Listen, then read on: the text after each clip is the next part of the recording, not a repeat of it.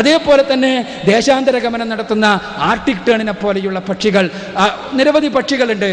ഓരോന്നും എടുത്ത് പരിശോധിച്ചാൽ തന്നെ നിരവധി കാര്യങ്ങളുണ്ടാകും. ആർട്ടിക് ടേണിൻ്റെ കാര്യം പറഞ്ഞാൽ ആർട്ടിക്കിൽ നിന്ന് അന്റാർട്ടിക്കിലേക്ക് പോകുന്നു. അത് അന്റാർട്ടിക്കിൽ വെച്ച് അതിൻ്റെ പ്രജനനം നിർവഹിക്കുന്നു. അവിടെ വെച്ച് കുഞ്ഞുണ്ടാകുന്നു. തിരിച്ച് ആർട്ടിക്കിലേക്ക് പറക്കുന്നു. 18,000 കിലോമീറ്ററാണ് പറക്കുന്നത്. ഈ 18,000 കിലോമീറ്റർ പറക്കുന്ന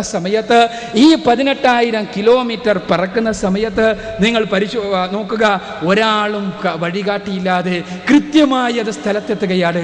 മാത്രമല്ല, അത് ജനിച്ചതിന് ശേഷം, പുതിയ കുഞ്ഞ് ജനിച്ചതിന് ശേഷം തിരിച്ചു പറക്കുന്ന സമയത്ത് മുന്നിൽ പറക്കുന്നത് കുഞ്ഞുപക്ഷിയാണ്. അവിടുന്ന് ജനിച്ച കുട്ടിപ്പക്ഷികളാണ്. അന്റാർട്ടിക്കിൽ നിന്ന് ജനിച്ച കുട്ടിപ്പക്ഷികളാണ് മുന്നിൽ പറക്കുന്നത്. പക്ഷേ ആ കുട്ടിപ്പക്ഷികൾ തങ്ങളുടെ തള്ളപ്പക്ഷികൾ എവിടെ നിന്നാണോ പുറപ്പെട്ടത് അതേ സ്ഥലത്ത് തിരിച്ചെത്തുന്നു എന്ന കാര്യം ശാസ്ത്രജ്ഞന്മാരെ തെല്ലൊന്നുമല്ല അത്ഭുതപ്പെടുത്തുന്നത്. എവിടെ നിന്ന് ലഭിച്ചു ഇതിന് ഈ ജ്ഞാനം എന്നുള്ള കൃത്യമായൊരു ചോദ്യമുണ്ട്. നാം തലമുറകളായി, കലാനാഥ മാസ്റ്റർ ഇവിടെ സൂചിപ്പിച്ചതുപോലെ, അറിവ് തലമുറകളിൽ നിന്ന് തലമുറകളിലേക്ക് പകരുന്നത് കൊണ്ടാണ് അറിവിന് വികാസമുണ്ടാകുന്നത്. നമ്മൾ തലമുറകളായി ആർജിച്ച അറിവ്, അത് പുസ്തകങ്ങളിൽ രേഖപ്പെടുത്തി അടുത്ത തലമുറക്ക് പഠിപ്പിച്ചു കൊടുക്കുന്ന അറിവ് ഈ പക്ഷികൾക്ക് ജന്മന ഉണ്ടാകുന്നു എന്ന് പറയുമ്പോൾ അത് ചെറിയൊരു കാര്യമൊന്നുമല്ല. ഇതേപോലെ തന്നെ സാൽമൺ മത്സ്യത്തിന്റെ സമുദ്രാന്തര യാത്ര, അത് അതിനേക്കാൾ അത്ഭുതകരമാണ്. 32,000 കിലോമീറ്റർ സമുദ്രത്തിലൂടെ യാത്ര ചെയ്തിട്ട് 32,000 കിലോമീറ്റർ യാത്ര ചെയ്തിട്ട് ശുദ്ധജല തടാകങ്ങളിൽ നിന്നും നദികളിൽ നിന്നുമെല്ലാം യാത്ര ചെയ്ത് അത് പസഫിക്കിലെത്തുകയും പസഫിക്കിലൂടെ 4 വർഷക്കാലം യാത്ര ചെയ്ത് അങ്ങനെ ജപ്പാന്റെ തീരത്തെത്തുകയും അങ്ങനെ തിരിച്ച് ആ 4 വർഷം കഴിഞ്ഞതിന് ശേഷം തിരിച്ച് പസഫിക്കിലെ നിന്ന് വഴിതിരിഞ്ഞു പോകുന്ന ആയിരക്കണക്കിന് നദികളിൽ, അത് ഏത് നദിയിലൂടെയാണോ വന്നത് ആ നദിയിലൂടെ തന്നെ തിരിച്ച് വളരെ കൃത്യമായി അത് പുറപ്പെടുത്ത് തിരിച്ചെത്തുന്നു എന്നുള്ള വസ്തുത തെല്ലൊന്നുമല്ല നമ്മൾ അത്ഭുതപ്പെടുത്തേണ്ടത്. പക്ഷേ നമുക്ക് കണ്ണടച്ച് പറയാം, ഇതിനൊന്നും പിന്നിൽ ആരുമില്ല എന്ന്. പരിശുദ്ധ ഖുർആൻ വളരെ ശ്രദ്ധേയമായ ഒരു വചനം പറയുന്നുണ്ട്. ഫറോവ ചക്രവർത്തിയുടെ മുന്നിൽ അഥവാ ഞാനാണ് ദൈവമെന്ന് വാദിച്ച അന്നത്തെ ഏറ്റവും വലിയ ഭൗതികവാദിയായ ഫറോവ ചക്രവർത്തിയുടെ മുന്നിൽ ദൈവിക സന്ദേശം പഠിപ്പിക്കുവാൻ വേണ്ടി നിയോഗിക്കപ്പെട്ട മോശെ പ്രവാചകൻ മൂസാ നബി അലൈഹി സ്വലാത്തു വസ്സലാം, അദ്ദേഹത്തിന്റെ സഹോദരനായ ഹാറൂൺ നബി അലൈഹി സ്വലാത്തു വസ്സലാം, രണ്ടുപേരും കൂടി കടന്നു ചെന്നുകൊണ്ട് സട്ടാവായ തമ്പുരാനെ പരിചയപ്പെടുത്തിയപ്പോൾ അവൻ ആരാണ് മൂസ, നിങ്ങളുടെ റബ്ബ് എന്ന് ചോദിച്ച ചോദ്യത്തിന് അദ്ദേഹം നൽകിയ മറുപടിയുണ്ട്. റബ്ബുനല്ലദീ ആതാ കുല്ല ശൈഇൻ ഖൽഖഹു സുമ്മ ഹദാ, ഞങ്ങളുടെ രക്ഷിതാവ് എന്നാൽ ഓരോ സൃഷ്ടികൾക്കും അതിന്റെ പ്രകൃതം നൽകുകയും അവക്ക് മാർഗദർശനം നൽകുകയും ചെയ്തവനാകുന്നു. ജീവികൾക്കെല്ലാം അതിന് ജന്മന മാർഗദർശനം ലഭിച്ചിരിക്കുന്നു. അത് എങ്ങനെ ജീവിക്കണം എന്നതിന് കൃത്യമായ മാർഗദർശനം നമ്മുടെയും ഓരോ അവയവങ്ങൾക്കും സട്ടാവായ തമ്പുരാന്റെ കൃത്യമായ മാർഗദർശനം ലഭിച്ചിരിക്കുന്നു. ഇവിടെ കലാനാഥ മാസ്റ്റർ അദ്ദേഹത്തിന്റെ സംസാരത്തിൽ കണ്ണ് എന്ന ഇന്ദ്രിയത്തെക്കുറിച്ച്, അതിൽ നിന്ന് ലഭിക്കുന്ന അറിവിനെ കുറിച്ച് പറഞ്ഞു. പക്ഷേ അറിവിനെ കുറിച്ച് ചിന്തിക്കുന്ന മാസ്റ്റർ കണ്ണ് എന്ന അത്ഭുതകരമായ അവയവം, അതിൻ്റെ സങ്കീർണതയെക്കുറിച്ച് എത്രത്തോളം ചിന്തിച്ചു എന്നെനിക്ക് സംശയപാട്. ഇത്രയും സങ്കീർണമായ കണ്ണിനെ കുറിച്ച് ഡാർവിൻ പോലും അദ്ദേഹത്തിൻ്റെ പുസ്തകത്തിൽ ഒറിജിൻ ഓഫ് സ്പീഷീസിൽ പറഞ്ഞല്ലോ, കണ്ണ് എങ്ങനെ പരിണമിച്ചുണ്ടായി എന്ന്. ഇത്രയും കോംപ്ലക്സ് ആയ ഇങ്ങനെയുള്ള ഒരു അവയവം ഏത് രൂപത്തിൽ പരിണമിച്ചുണ്ടായി എന്ന് മനസ്സിലാക്കുവാൻ എനിക്ക് കഴിയുന്നില്ല. കണ്ണിനെ പോലെയുള്ള അവയവങ്ങൾ എൻ്റെ സിദ്ധാന്തത്തിൻ്റെ മുന്നിൽ വിലങ്ങുതടിയായി നിലനിൽക്കുന്നു എന്ന് അദ്ദേഹം സൂചിപ്പിക്കുകയുണ്ടായി. ഏതായിരുന്നാലും കണ്ണിനെ പോലെയുള്ള ആ അവയവങ്ങൾ, ഈ കണ്ണ് ഇന്ന് നമ്മൾ ഇത്രയെല്ലാം ശാസ്ത്രീയമായി പുരോഗമിച്ചിട്ടും നമ്മളെല്ലാവരും കണ്ടുപിടിച്ച് നമ്മൾ തലമുറകളായി സിദ്ധവൈഭവമുള്ള ബുദ്ധികൾ ഒരുപാട് നാളുകളായി പരിശോധിച്ച് പഠിച്ച് തെറ്റും ശരിയും മനസ്സിലാക്കിയ ആ ശരികളിലൂടെ സ്റ്റെപ്പ് ബൈ സ്റ്റെപ്പായി കയറി ഇന്ന് നമ്മൾ നിർമ്മിക്കുന്ന ഡിജിറ്റലായ ഇലക്ട്രോണിക് ക്യാമറയെപ്പോലും വെല്ലുന്നതാണ് കണ്ണിൻ്റെ സംവിധാനങ്ങളെന്ന് നേത്ര ശാസ്ത്രജ്ഞന്മാർ പറയുമ്പോൾ ആ സംവിധാനത്തിന് പിന്നിൽ കേവല യാദൃച്ഛികതയാണ്. അത് ഏതോ ഒരു പ്രകൃതി പ്രതിഭാസമാണ്, അന്ധമായ പ്രകൃതിയാണ് എന്ന് പറയാൻ സാധ്യമല്ല മനുഷ്യർക്ക്. അതുകൊണ്ട് തന്നെയാണ് ഇത്തരം പ്രതിഭാസങ്ങളെക്കുറിച്ച് പറയുമ്പോൾ പലപ്പോഴും ഭൗതികവാദികൾ സൃഷ്ടാവി എന്ന രൂപത്തിൽ സൃഷ്ടികർത്താവിനെ പരിചയപ്പെടുത്താൻ തയ്യാറില്ലാത്തത്. നിങ്ങൾ ആലോചിച്ച് നോക്കുക, ജീവനെക്കുറിച്ച് ഞാനിവിടെ പറഞ്ഞു. പറഞ്ഞു, ജീവൻ ഈ ഭൂമിയിൽ ഉണ്ടാകുവാൻ ഒരിക്കലും സാധ്യതയില്ല എന്ന് മനസ്സിലായപ്പോൾ ഞാൻ നേരത്തെ പറഞ്ഞ ഭൗതികവാദിയായ ഫ്രെഡ് ഹോയിലും അദ്ദേഹത്തിൻ്റെ സ്നേഹിതനായ ചന്ദ്ര വിക്രമസിംഹയും ചെയ്തത് എന്താണ് എന്നറിയാമോ നിങ്ങൾക്ക്?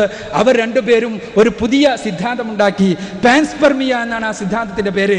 ഭൂമിയിൽ ഒരിക്കലും ജീവൻ ഉണ്ടാകാൻ സാധ്യതയില്ല, അതുകൊണ്ട് ആ ജീവൻ ഭൂമിയിലല്ല, ഭൂമിക്ക് പുറത്ത് ഏതോ ഗ്രഹങ്ങളിൽ ഉണ്ടാവുകയും ഏതോ കോമറ്റ്സ് ഇവിടേക്ക് വന്നപ്പോൾ ആ ജീവൻ ഭൂമിയിൽ നിക്ഷേപിക്കപ്പെടുകയും ആ ജീവനിൽ നിന്ന് ഭൂമിയിൽ നിന്ന് ജൈവവസ്തുക്കൾ ഉണ്ടാവുകയും ചെയ്തതാണ് എന്നാണ് അവർ എഴുതി വെച്ചത്. അവരുടെ അതിനുള്ള പുസ്തകങ്ങളുണ്ട്. ലൈഫ് ക്ലൗഡിനെ പോലെയുള്ള പുസ്തകങ്ങൾ, അതേപോലെ തന്നെ എവല്യൂഷൻ ഇൻ സ്പേസിനെ പോലെയുള്ള പുസ്തകങ്ങൾ ഈ രണ്ടുപേര് കൂടി എഴുതിയതാണ്. അദ്ദേഹം ചന്ദ്ര വിക്രമസിംഹ ഇന്നും ജീവിച്ചിരിക്കുന്നു. അതേസമയം ഫ്രെഡ് ഹോയിൽ 2001 മരണപ്പെട്ടു. ഇവർ മാത്രമല്ല, എത്രത്തോളം ഫ്രാൻസിസ് ക്രിക്ക്, നമുക്കറിയാം വാട്സൺ ക്രിക്ക് മോഡലാണ് ഇന്ന് DNA മോഡലിൻ്റെ ഏറ്റവും വലിയ മോഡലായിട്ട് അറിയപ്പെടുന്നത്. വാട്സൺ ക്രിക്ക് മോഡൽ അവതരിപ്പിച്ച ഫ്രാൻസിസ് ക്രിക്ക് എന്ന് പറയുന്ന ജനിതക ശാസ്ത്രരംഗത്തെ ഉന്നതനായ ശാസ്ത്രജ്ഞൻ, അദ്ദേഹം വളരെ പച്ചയായി life itself its origin and nature എന്നുള്ള ഗ്രന്ഥത്തിൽ പറഞ്ഞു, പാൻസ്പെർമിയ സിദ്ധാന്തമാണ് സത്യമെന്ന്. അഥവാ ഒരിക്കലും ഭൂമിയിൽ ജീവൻ നിലനിന്നു എന്ന് പറയാൻ, ജീവൻ ഉണ്ടായി എന്ന് പറയാൻ സാധ്യമല്ല. അതുകൊണ്ട് ഏതോ ബഹിരാകാശ ഗോളത്തിൽ നിന്ന് ജീവൻ ഉണ്ടാവുകയും അവിടെ നിന്ന് ഇങ്ങോട്ട് വരികയും ചെയ്തതാണ് എന്ന് വിശ്വസിച്ചാൽ മതി. സൃഷ്ടികർത്താവായ തമ്പുരാൻ ജീവൻ സൃഷ്ടിക്കുകയാണ് ചെയ്തതെന്ന് വിശ്വസിക്കാൻ പ്രയാസമുള്ള ആളുകൾക്ക് ഏതെങ്കിലും കോസാറുകളിൽ ജീവൻ ഉണ്ടാവുകയും ഭൂമിയിലേക്ക് കയറ്റിയേക്കുകയാണ് ചെയ്തതെന്ന് വിശ്വസിച്ചാലും അതിന് ശാസ്ത്ര സിദ്ധാന്തം എന്ന പേര് ലഭിക്കും, അതിന് ലേബൽ ഉണ്ടാകും, അത് അന്ധവിശ്വാസമാകില്ല. പക്ഷേ ഇവിടെ സൃഷ്ടികർത്താവ് ഉണ്ടാക്കിയതാണ്, സൃഷ്ടികർത്താവിൻ്റെ കൃത്യമായ നിയമങ്ങൾക്ക് വിധേയമായി കൊണ്ടാണ് ഇതെല്ലാം ഉണ്ടായതെന്ന് പറഞ്ഞാൽ അവിടെ അശാസ്ത്രീയമാകും, അത് അടിസ്ഥാനരഹിതമാകും, അത് അന്ധവിശ്വാസമാകും. ഇനി ശാസ്ത്രം തന്നെ ഈ കണ്ടുപിടുത്തങ്ങളെല്ലാം നടത്തി സൃഷ്ടാവിനെ സ്ഥാപിച്ചാലും ഞങ്ങൾക്ക് അംഗീകരിക്കാൻ സാധ്യമല്ല എന്നിടത്താണ് ഭൗതികവാദികൾ എന്നുള്ളതാണ് സത്യം.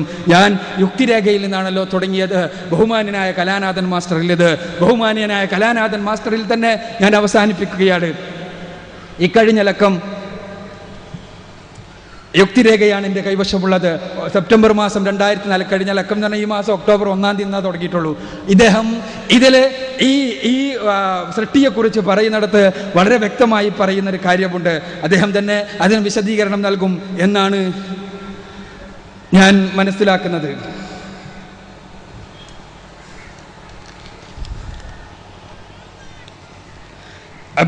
ഈ യുക്തിരേഖയുടെ പേജ് 16-ാം പേജിൽ അദ്ദേഹം എഴുതുകയാണ്, ഡോക്ടർ ആർ ഗോപിമണിയുടെ ചോദ്യത്തിന് മറുപടിയായിട്ടാണ്. ഈശ്വരൻ സത്യമാണെന്ന് ശാസ്ത്രം സ്ഥാപിച്ചാലും യുക്തിവാദികൾ ഈശ്വരനെ നിഷേധിക്കും, എതിർക്കും. കാരണം ഈശ്വരൻ ഒരു സാമൂഹിക തിന്മയാണ്, ചരിത്രപരമായി സ്ഥിരീകരിക്കപ്പെട്ട തിന്മ. ഇതിൽ നിന്ന് എന്ത് മനസ്സിലാക്കണം? ഈശ്വരൻ സാമൂഹിക തിന്മയാണോ അല്ലേ എന്നുള്ളത് മറ്റൊരു പക്ഷം.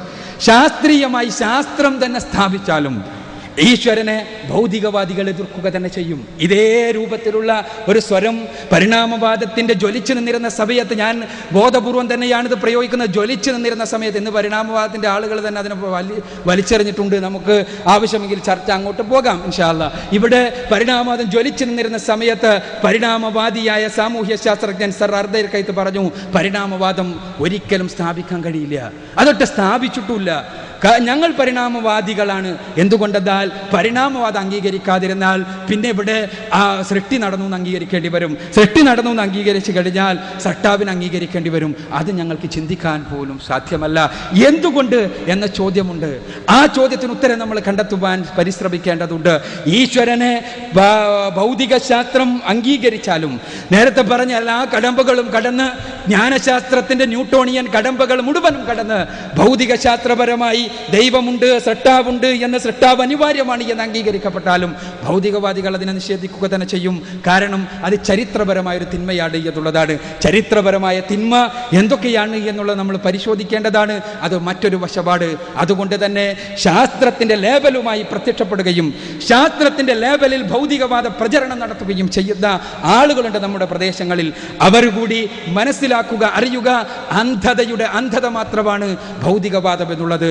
കാരണം കൃത്യമായി ഈ പ്രപഞ്ചത്തിന് സൃഷ്ടാവുണ്ട് എന്ന് ഗൗരവതരമായി പ്രപഞ്ചത്തെക്കുറിച്ച് പഠിക്കുന്ന ആർക്കും മനസ്സിലാക്കാൻ കഴിയും. ഇതിൻ്റെ പിന്നിൽ വ്യക്തമായൊരു സംവിധായകനുണ്ട്, ആസൂത്രകനുണ്ട് എന്ന് മനസ്സിലാക്കാൻ കഴിയും. അതോടൊപ്പം തന്നെ ആ പ്രപഞ്ചത്തിൻ്റെ ആസൂത്രകൻ, ആ സംവിധായകൻ, അവന് ഈ പ്രപഞ്ചത്തിൽ ചെറുതും വലുതുമായ സകല പ്രതിഭാസങ്ങൾക്കും അവക്കാവശ്യമായ മാർഗദർശനം നൽകിയിട്ടുണ്ട് എന്ന് മനസ്സിലാക്കാൻ കഴിയും. അതിന് ആവശ്യമായ കൃത്യമായ മാർഗദർശനം നൽകുകയും അതോടൊപ്പം തന്നെ അവക്ക് വ്യവസ്ഥ നിർണ്ണയിക്കുകയും ചെയ്തിട്ടുണ്ട് എന്ന് നമുക്ക് മനസ്സിലാക്കാൻ കഴിയും. ഈ പ്രപഞ്ചത്തിൻ്റെ നാഥനായ തമ്പുരാനെ, അള്ളാഹുവിനെ പരിചയപ്പെടുത്തുന്നത് പരിശുദ്ധ ഖുർആൻ. അങ്ങനെയാണ് ബഹുമാനനായ കരുണാകരൻ മാസ്റ്റർ പറഞ്ഞ ദൈവ ഗുണങ്ങൾ നമുക്ക് പിന്നീട് പരിശോധിക്കാവുന്നതാണ്. മാസ്റ്ററോടക്കം എൻ്റെ മുന്നിലിരിക്കുന്ന ഭൗതികവാദികളോടക്കം എന്നെ കേൾക്കുന്ന മുഴുവൻ സഹോദരന്മാരോടുമടക്കം എനിക്ക് പറയാനുള്ളത്,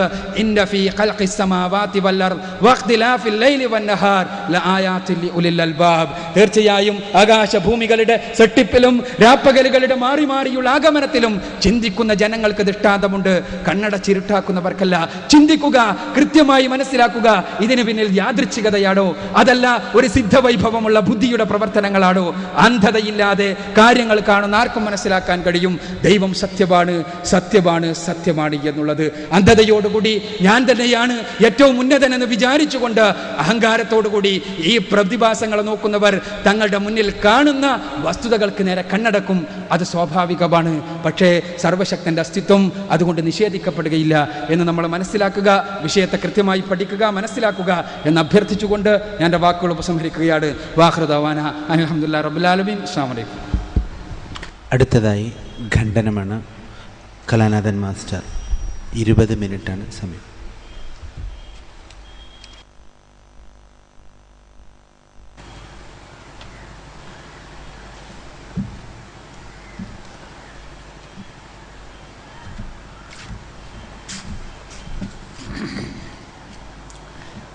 പ്രിയമുള്ളവരെ, ബഹുമാനപ്പെട്ട അക്ബർ അദ്ദേഹത്തിൻ്റെതായ കുറേ നിലപാടുകൾ നമ്മുടെ മുന്നിൽ അവതരിപ്പിച്ചിട്ടുണ്ട്. എൻ്റെ ഈ പ്രതികരണത്തിൽ അദ്ദേഹത്തിൻ്റെ പരാമർശങ്ങളോടുള്ള അഭിപ്രായമാണ് എനിക്ക് പറയേണ്ടത്. ഒന്നാമതായി, ഞാൻ അവതരിപ്പിച്ച അടിസ്ഥാന പ്രശ്നങ്ങളിൽ അദ്ദേഹം ഇടപെട്ടിട്ടില്ല. അത് പിന്നേക്ക് മാറ്റിവെച്ചിരിക്കുകയാണ്. എൻ്റെ അവതരണത്തിൽ ഞാൻ ഉന്നയിച്ച, അല്ലെങ്കിൽ എൻ്റെ അവതരണത്തെക്കുറിച്ച് അദ്ദേഹത്തിൻ്റെ ഒരു ഗൗരവമായ വിമർശനത്തോട്ടാണ് അദ്ദേഹം പ്രഭാഷണം തുടങ്ങിയത്. സൃഷ്ടിവാദത്തെ ഞാൻ ഒഴിവാക്കി എന്നതാണ്. സൃഷ്ടിവാദം നടത്തേണ്ട ആവശ്യം എനിക്കുണ്ടായിരുന്നില്ല. കാരണം ഏതെങ്കിലും മതഗ്രന്ഥത്തിലെ ഏതെങ്കിലും സൃഷ്ടിവാദത്തെ സ്ഥാപിക്കേണ്ട ഒരു മതത്തിൻ്റെ ആളല്ല ഞാൻ. മതക്കാർക്ക് അതൊരു അനിവാര്യതയായിരിക്കാം. അവനവൻ്റെ മത സൃഷ്ടിവാദം ന്യായീകരിച്ചില്ലെങ്കിൽ നിലനിൽപ്പുണ്ടാവില്ല. പക്ഷേ എല്ലാ മതത്തിൻ്റെയും എല്ലാ സൃഷ്ടിവാദങ്ങളെയും ഒറ്റയടുക്കി ഇരുത്താനുള്ള ഇടപാടാണ് ഞാൻ ആദ്യം ചെയ്തത്. ദൈവം തന്നെ ഇല്ല എന്നൊരവസ്ഥയുടെ അടിസ്ഥാന പ്രമാണങ്ങളാണ് 3 ഗുണങ്ങളുള്ള ദൈവത്തിൻ്റെ അസ്തിത്വത്തെ ഞാൻ നിഷേധിച്ചുകൊണ്ടാണ് തുടങ്ങിയത്. ഈശ്വരൻ ഇല്ലെങ്കിൽ പിന്നെ സൃഷ്ടികർമ്മം അയാളുടെ ഭാഗത്ത് നടക്കില്ല എന്ന് ഉറപ്പല്ലേ? അത് പിന്നെ ഞാൻ നിഷേധിക്കാൻ നിൽക്കുക എന്ന് പറഞ്ഞാൽ എൻ്റെ സമയം കളയലാണ്. അതുകൊണ്ട് സൃഷ്ടിവാദത്തിൻ്റെ നിഷേധം എൻ്റെ വിഷയത്തിൻ്റെ പരിധിയിൽ വന്നിരുന്നില്ല. ഒഴിവാക്കേണ്ട ഒരു കാര്യവും എനിക്കില്ല. ഓരോ മതക്കാരുടെയും സൃഷ്ടിവാദം പരിശോധിച്ചാൽ ആ സൃഷ്ടിവാദത്തിൻ്റെ ഉള്ളറയിലേക്ക് കടന്നാൽ ഓരോന്നിലെയും അപാകതകളും അസംബന്ധങ്ങളും ഇഷ്ടം പോലെയാണ്. ഇവിടെ ഒരു പരിമിതിയുള്ളത്, ഞാൻ തന്നെ ഇഷ്ടപ്പെടാത്ത ഒരു പരിമിതി. ഇവിടെ മുസ്ലിം സുഹൃത്ത് മാത്രമാണ് എതിരാളിയായിട്ട് പ്രത്യക്ഷപ്പെടുന്നത്, അല്ലെങ്കിൽ ഭിന്നാഭിപ്രായം പറയുന്നത്. അപ്പം വിമർശനം മുഴുവൻ മുസ്ലിങ്ങളുടെ മതഗ്രന്ഥം, മുസ്ലിങ്ങളുടെ ദർശനങ്ങളുമായിട്ട് ഇടപെടുക എന്ന് പറയുന്നത് ഒരു മുസ്ലിം വിരുദ്ധ വിമർശനമായി എൻ്റെ പ്രഭാഷണം അധപ്പതിച്ചു പോകും. അത് ഞാൻ ഇഷ്ടപ്പെടാത്ത ഒന്നാണ്. ഞാൻ മുസ്ലിം വിരുദ്ധനല്ല. അത് അടിവരയിട്ട് പറയാണ്, മുസ്ലിങ്ങൾ ഇന്ന് നേരിടുന്ന ഏറ്റവും വലിയ പ്രശ്നം അവരുടെ ന്യൂനപക്ഷ അവകാശങ്ങളാണ്. ഭരണഘടനയിലുള്ള അവകാശം കിട്ടാതെ മുസ്ലിങ്ങൾ വിഷമിക്കുക. എൻ്റെ വ്യക്തിപരമായ നിലപാട്, മുസ്ലിങ്ങൾക്ക് ന്യൂനപക്ഷ പ്രൊട്ടക്ഷൻ കിട്ടാൻ ഭരണഘടനാ ഭേദഗതി വേണമെന്ന് വാദിക്കുന്ന ആളാണ് ഞാൻ. Special protection shall be given to minorities to protect their special rights. അതാണ് ഞാൻ എൻ്റെ നിലപാടിൽ ഉന്നയിക്കുന്ന നിലപാട്.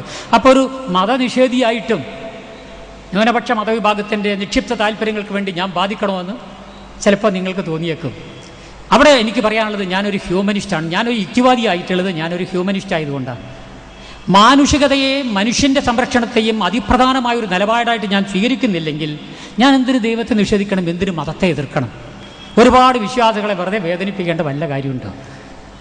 ഇത് ന്യായമാണ് പറയുന്നത്, ഞാൻ പറഞ്ഞത് ന്യായമാണെന്ന് നിങ്ങൾ സമ്മതിച്ചാൽ പോലും കുറച്ച് ആൾക്കാർക്കെങ്കിലും അത് അസ്വാസ്ഥ്യം ഉണ്ടാക്കില്ലേ? എനിക്കത് അസലായിട്ട് തിരിച്ചറിയാൻ കഴിയും. അതുകൊണ്ട് തന്നെ അത് ആവശ്യമില്ലാത്തൊരു വിമർശനമല്ലേ? പക്ഷെ ഒരു ഹ്യൂമനിസ്റ്റ് നിലയ്ക്ക് എനിക്കത് അവഗണിക്കാൻ പറ്റില്ല. എന്താ കാരണം എന്നറിയോ? ഈ കഴിഞ്ഞ ചരിത്രാതീത കാലത്തിൻ്റെ മതത്തിൻ്റെ ഗുണവിശേഷങ്ങളെക്കുറിച്ചൊരു യുക്തിരേഖയിലെ എൻ്റെ ചോദ്യത്തിൻ്റെ ഉത്തരം അക്ബർ സൂചിപ്പിച്ചതുകൊണ്ട് ഞാൻ പറയാണ്, മതം സൃഷ്ടിച്ചത്ര മാനുഷികമായ ദുരിതങ്ങൾ ഒരു പ്രസ്ഥാനവും ചരിത്രത്തിൽ ഉണ്ടാക്കിയിട്ടില്ല. ജവഹർലാൽ നെഹ്റു അദ്ദേഹത്തിന് ഇന്ത്യ കണ്ടെത്തലിൽ പറഞ്ഞു, ലോകത്തിൽ മറ്റെന്തിനേക്കാളും പേരിൽ ചൊരിഞ്ഞതിനേക്കാൾ കവിഞ്ഞ രക്തം ചൊരിഞ്ഞിട്ടുള്ളത് മതത്തിൻ്റെ പേരിലാണ്. ഒരുപാട് ചരിത്രം തന്നെ ചൂണ്ടിക്കാണിക്കാനുണ്ട്. അത് ജവഹർലാലിൻ്റെ ചരിത്രം എന്തിന് നമ്മൾ പരിഗണിക്കണം? നമ്മുടെ വർത്തമാനകാല ലോകത്തിലെ മതത്തിൻ്റെ മണ്ഡലത്തിലെ പ്രവർത്തനം നിങ്ങൾ പരിശോധിക്കൂ. ഏറ്റവും വലിയ ഭീകരവാദം ഇന്ന് ഇറങ്ങി നിൽക്കുന്നത് മതത്തിൻ്റെ പേരിലാണ്. മതഭീകരവാദമാണ് ഇന്ന് ലോകം നേരിടുന്ന ഏറ്റവും വലിയ ഭീഷണി. ആ മതഭീകരവാദത്തെ നേരിടാനോ സാമ്രാജ്യത്വ ഭീകരവാദം തന്ത്രപരമായ നിലപാടുകൾ എടുക്കുന്നു. സാമ്രാജ്യത്വ ഭീകരവാദം മതഭീകരവാദത്തെ ചൂണ്ടിക്കാണിച്ചുകൊണ്ട് സാമ്രാജ്യത്വ വികസനത്തിന് വേണ്ടി സാങ്കേതിക ശാസ്ത്രത്തെ ദുരുപയോഗപ്പെടുത്തിക്കൊണ്ടിരിക്കുന്ന ഒരു ചരിത്രഘട്ടത്തിൽ മതഭീകരവാദത്തെ മൗനം പാലിച്ച് കണ്ണുമ്പാൻ പറ്റുമോ?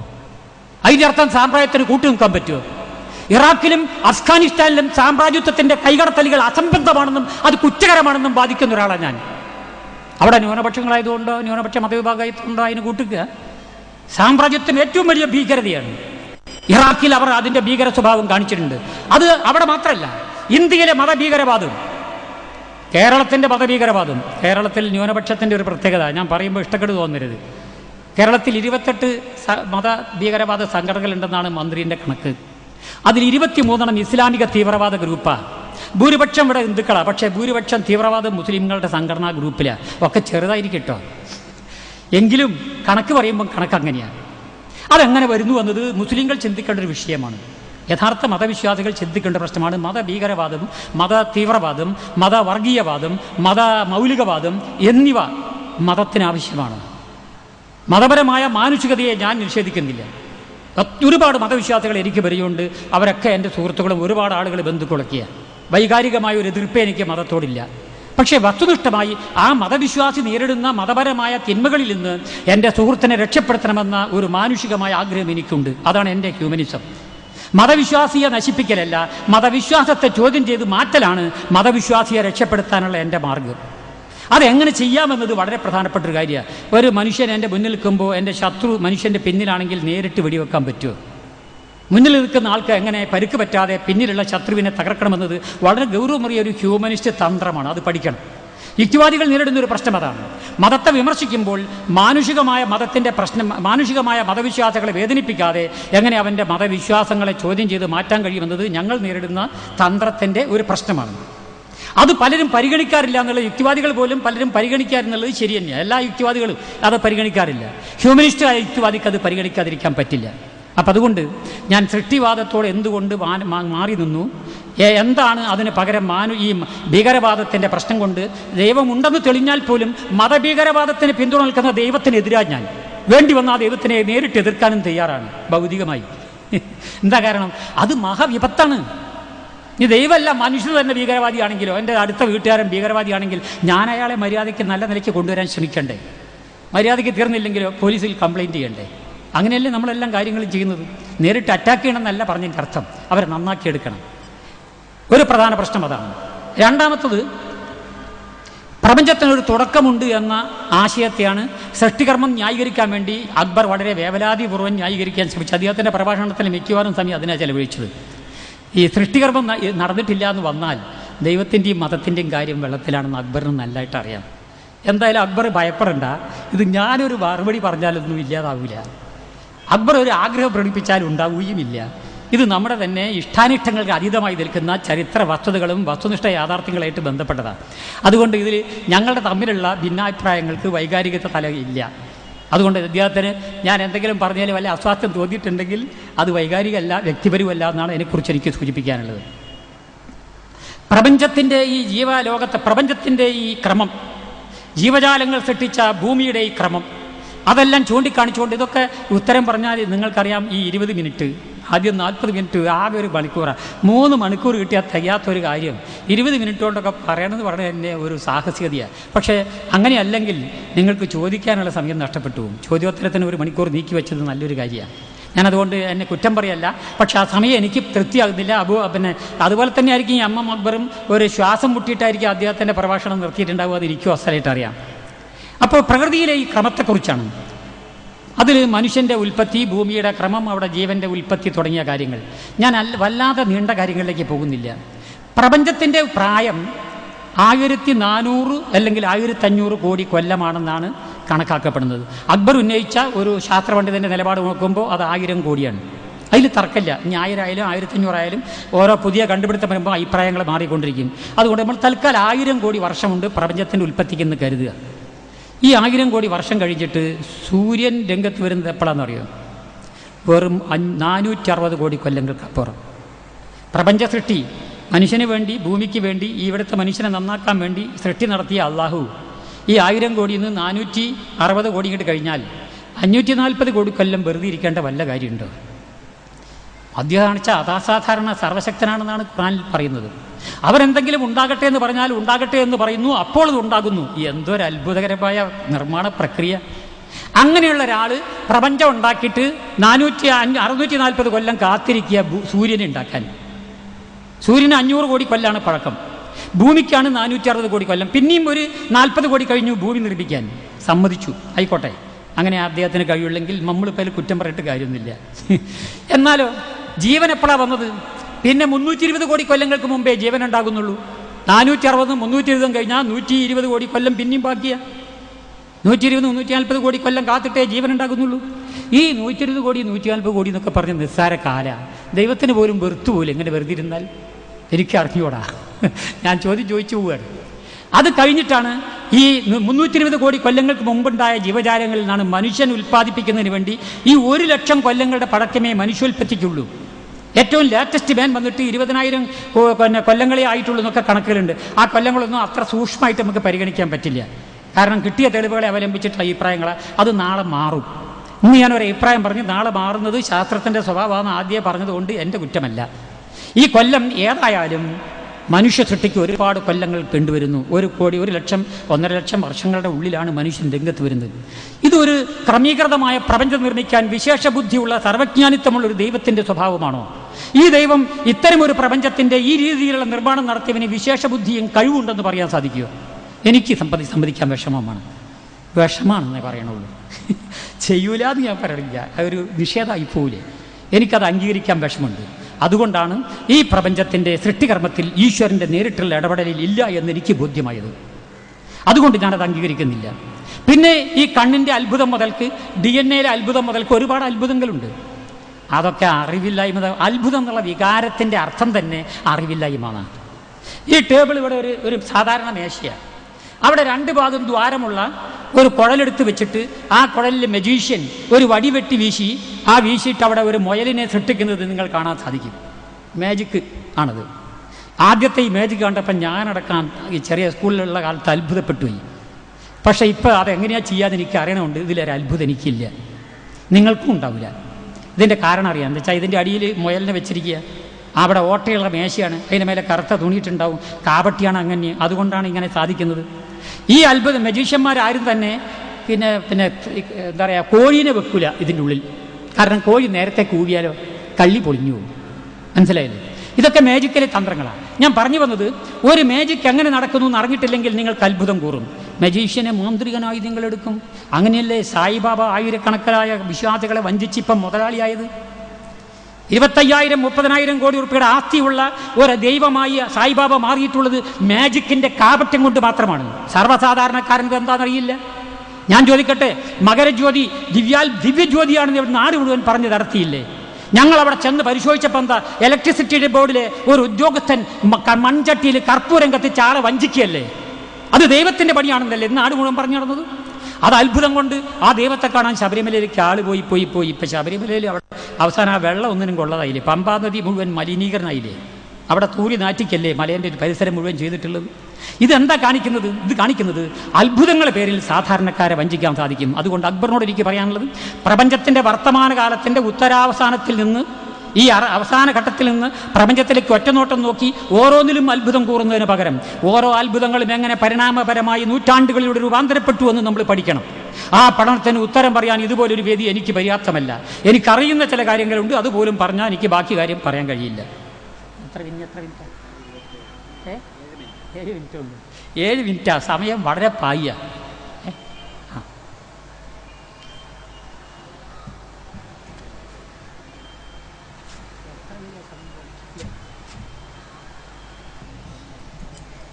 സുഹൃത്തുക്കളെ,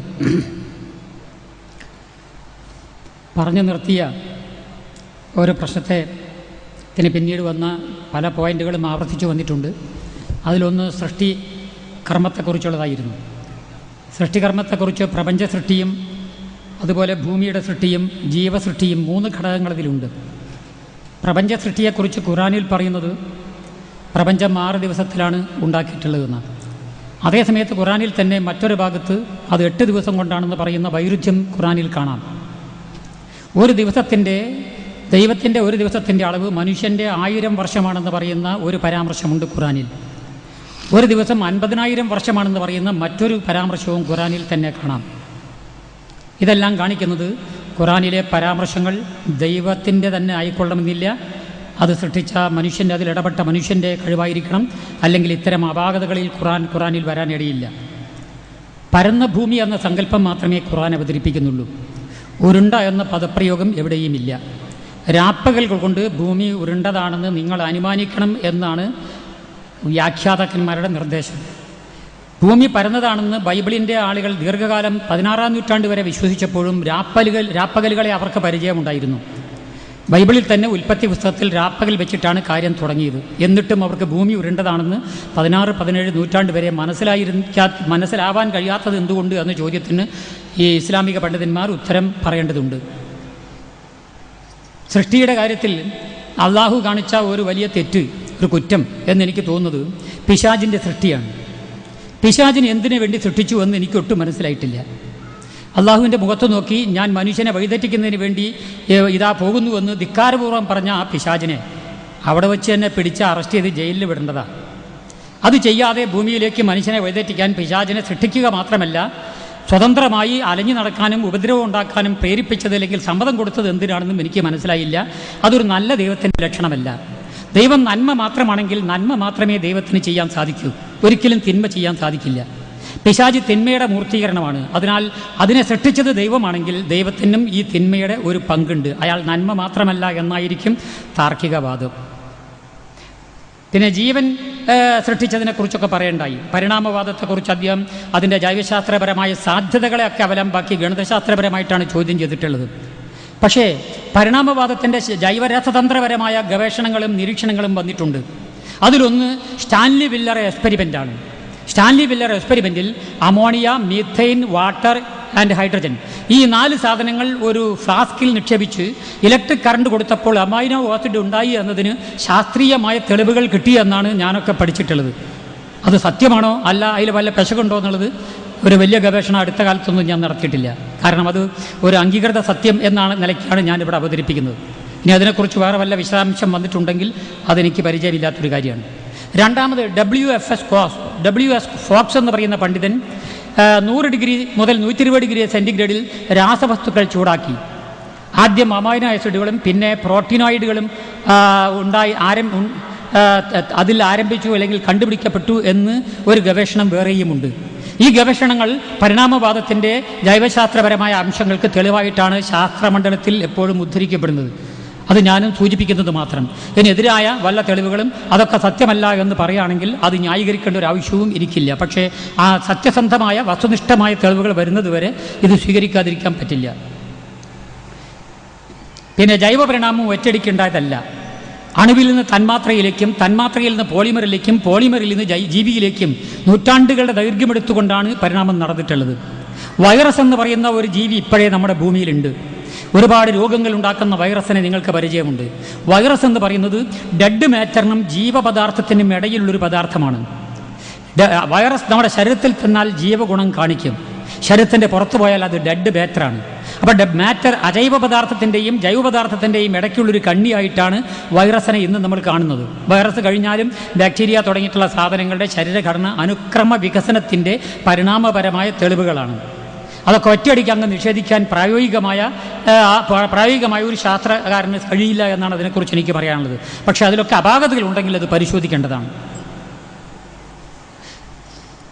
പിന്നെ ഭൂമി രംഗത്ത് വന്ന കാലത്ത് ചുട്ടുപഴുത്തൊരു വാതക ഗോളമാണ്.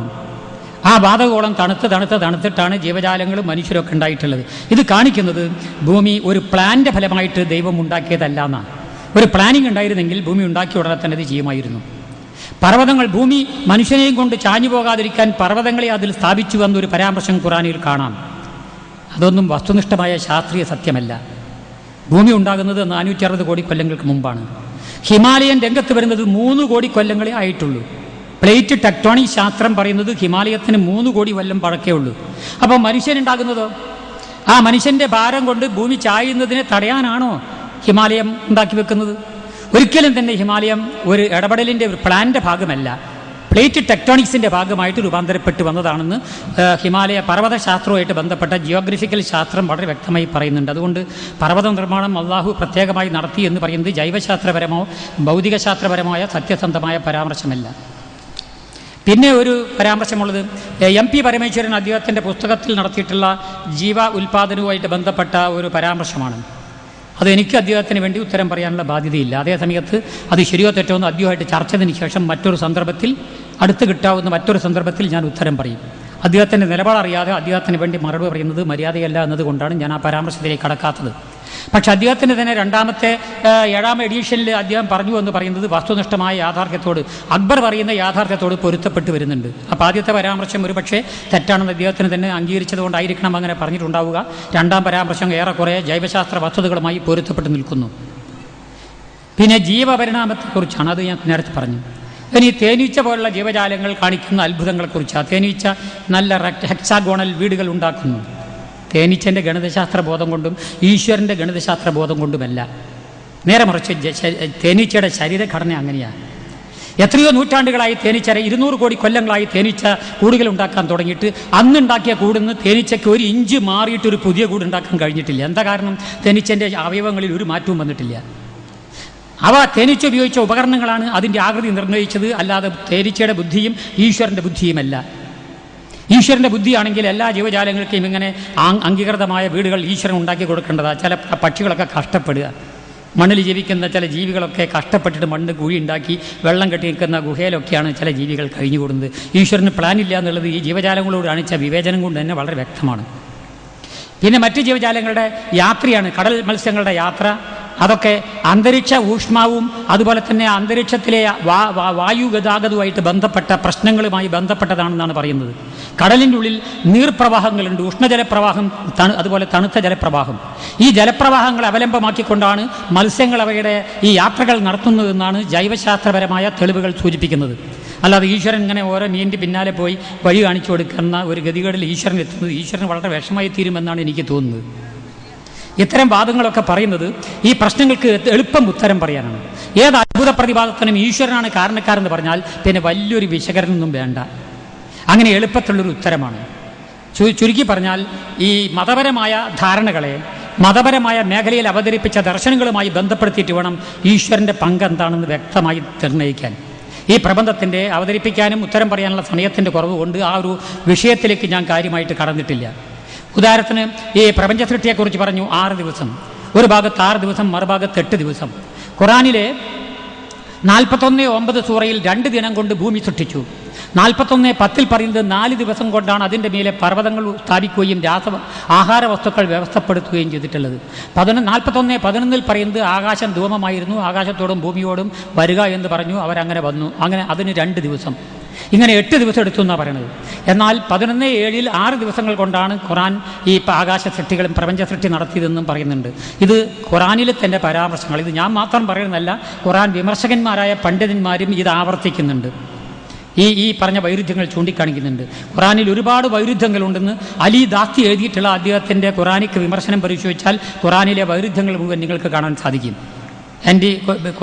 ഇസ്ലാമിക പണ്ഡിതന്മാരാണ്, പക്ഷേ ഇസ്ലാമിക വിമർശകന്മാരായിട്ട് പിൽക്കാലത്ത് മാറിയവരാണ്.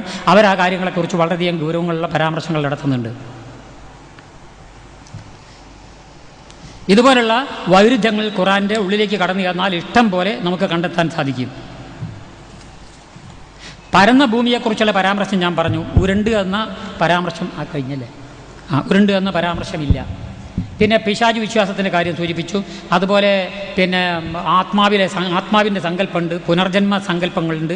അതൊന്നും ശാസ്ത്രത്തിൻ്റെ പിന്തുണയുള്ള ഒരുപാട് ഉദാഹരണങ്ങൾ അങ്ങനെ പറയാനുണ്ട്. അതൊന്നും പറയാൻ സമയമെടുക്കാൻ കഴിഞ്ഞിട്ടില്ല, അതുകൊണ്ട് അതിലേക്ക് കടക്കുന്നില്ല. ഞാൻ ഇത്രയും പറഞ്ഞ് നിങ്ങളുടെ വാക്കുകൾ ചുരുക്കുന്നു. വീണ്ടും ഇതിന് സംഘാടകന്മാർക്കൊരു നന്ദി പറയുന്നു. അടുത്തതായി അക്ബറിൻ്റെ ഖണ്ഡനം.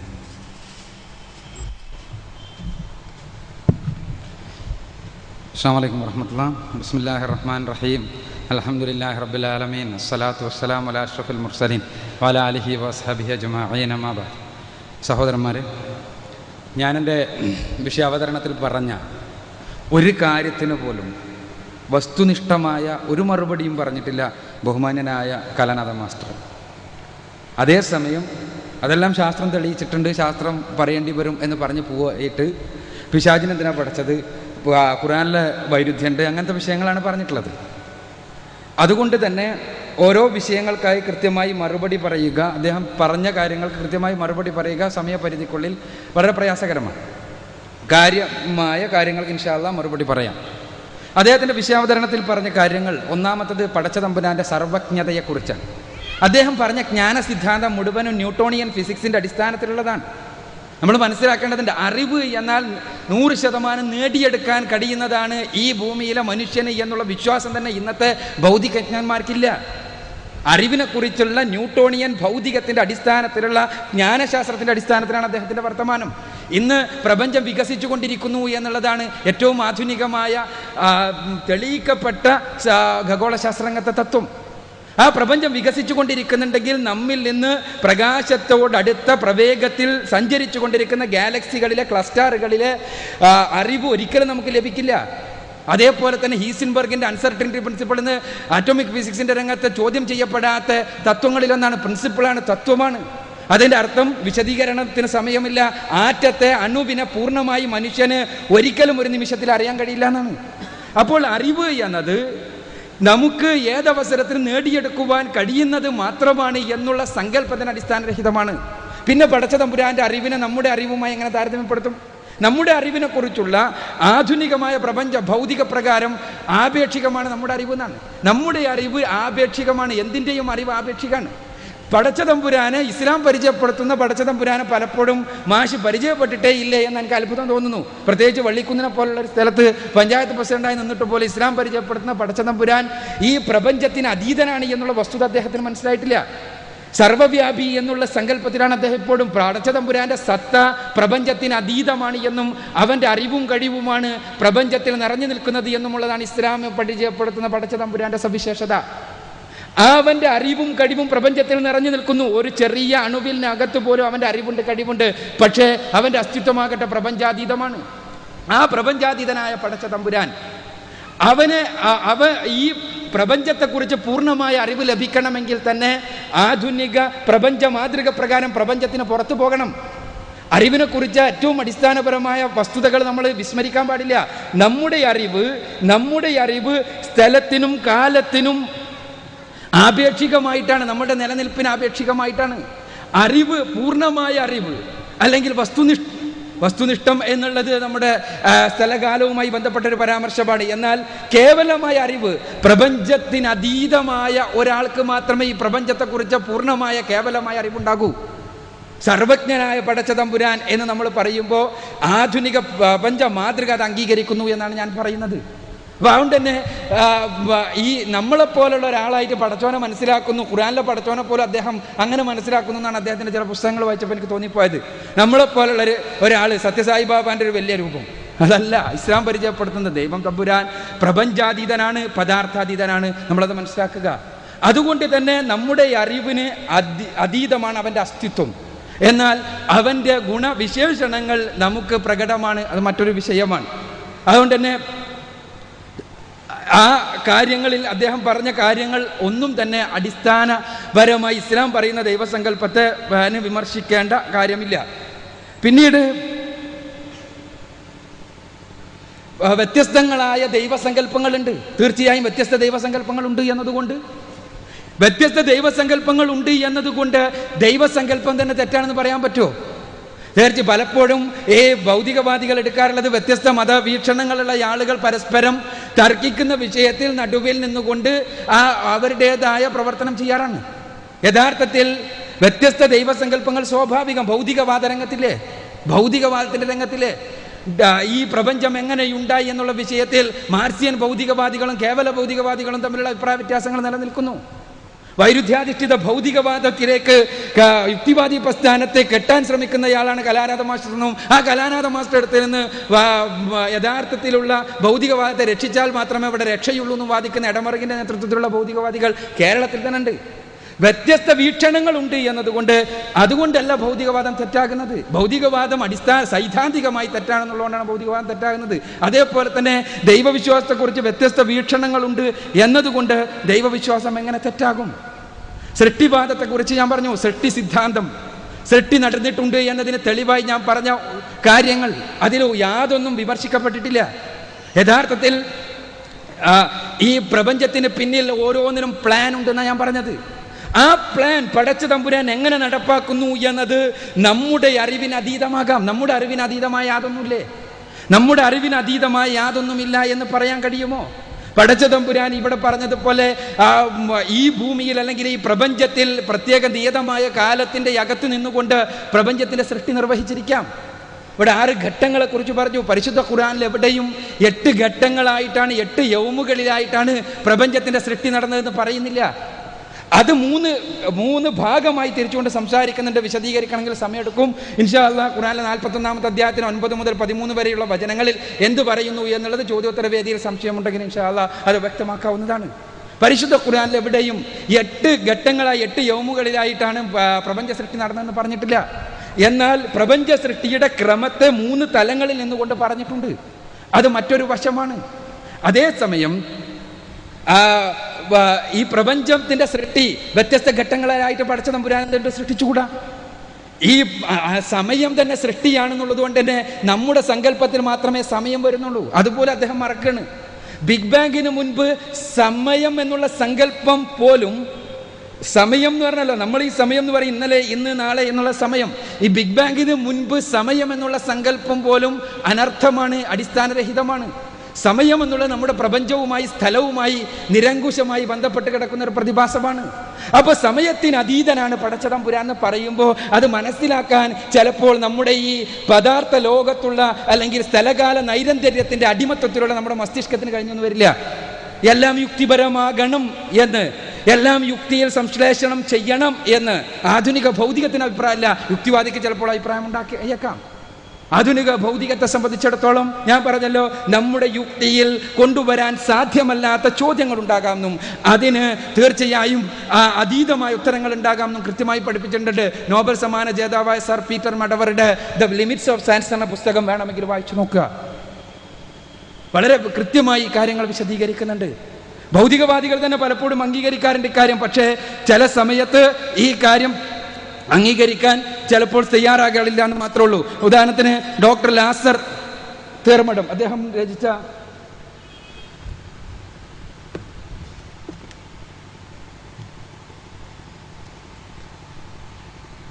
പുസ്തകം മനുഷ്യബന്ധങ്ങൾ യുക്തിവാദത്തിലൂടെ എന്നുള്ള പുസ്തകം, അതിൽ അദ്ദേഹം വളരെ കൃത്യമായി പറയുന്നുണ്ട്, 100% യുക്തിപരമായി കാര്യങ്ങൾ വിശദീകരിക്കുവാൻ കഴിയുകയില്ല എന്ന്.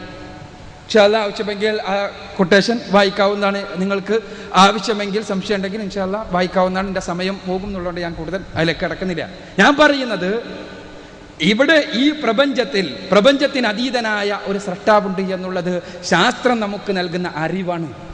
കൃത്യമായ പ്ലാനിങ് ഈ പ്രപഞ്ചത്തിൽ ഓരോ കാര്യത്തിലുമുണ്ട്. ജീവപരിണാമത്തിൻ്റെ അടിസ്ഥാനത്തിൽ അത് വിശദീകരിക്കാനേ കഴിയില്ല.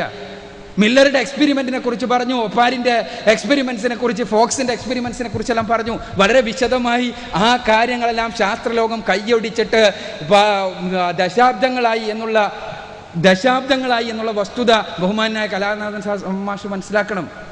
മില്ലറുടെ എക്സ്പെരിമെന്റ് പ്രകാരം ഒരിക്കലും ജീവൻ ഈ പ്രപഞ്ചത്തിൽ ഉണ്ടാകാൻ സാധ്യമല്ല. ഞാനിവിടെ പറഞ്ഞു.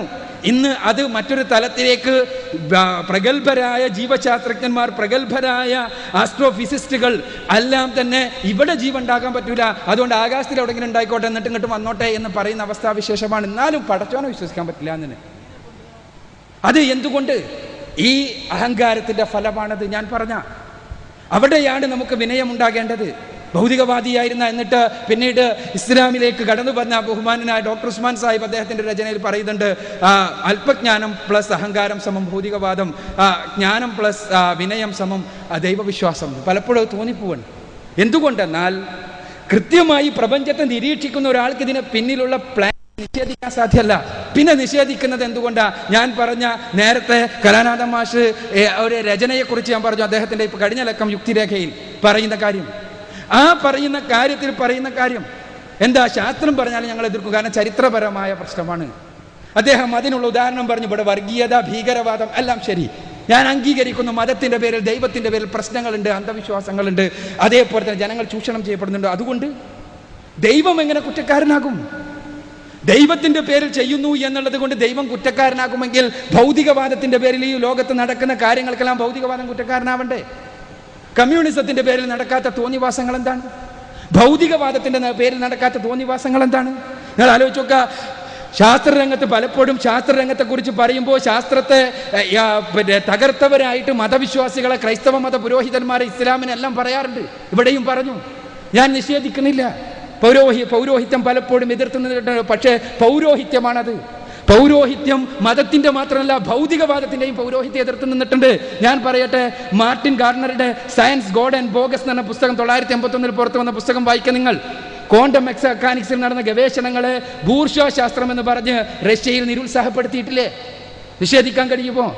അതേപോലെ തന്നെ 1920-നും 30-നും ഇടയിൽ അറിയപ്പെട്ട ജനിതക ശാസ്ത്രജ്ഞനായ നിക്കോളായ് വാവ്ലോവിനെ 1940 ആഗസ്റ്റ് 6-ന് റഷ്യൻ ഭരണകൂടം ജയിലിലടച്ചിട്ടില്ലേ?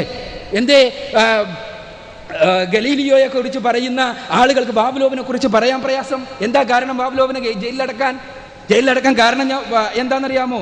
സ്റ്റാലിൻ്റെ സുഹൃത്തായ ടോഫ്രിം ലൈസങ്കോവിൻ്റെ കൃഷിശാസ്ത്ര സംബന്ധിയായ അബദ്ധവാദങ്ങളെ എതിർത്തു എന്ന കാരണം മാത്രം.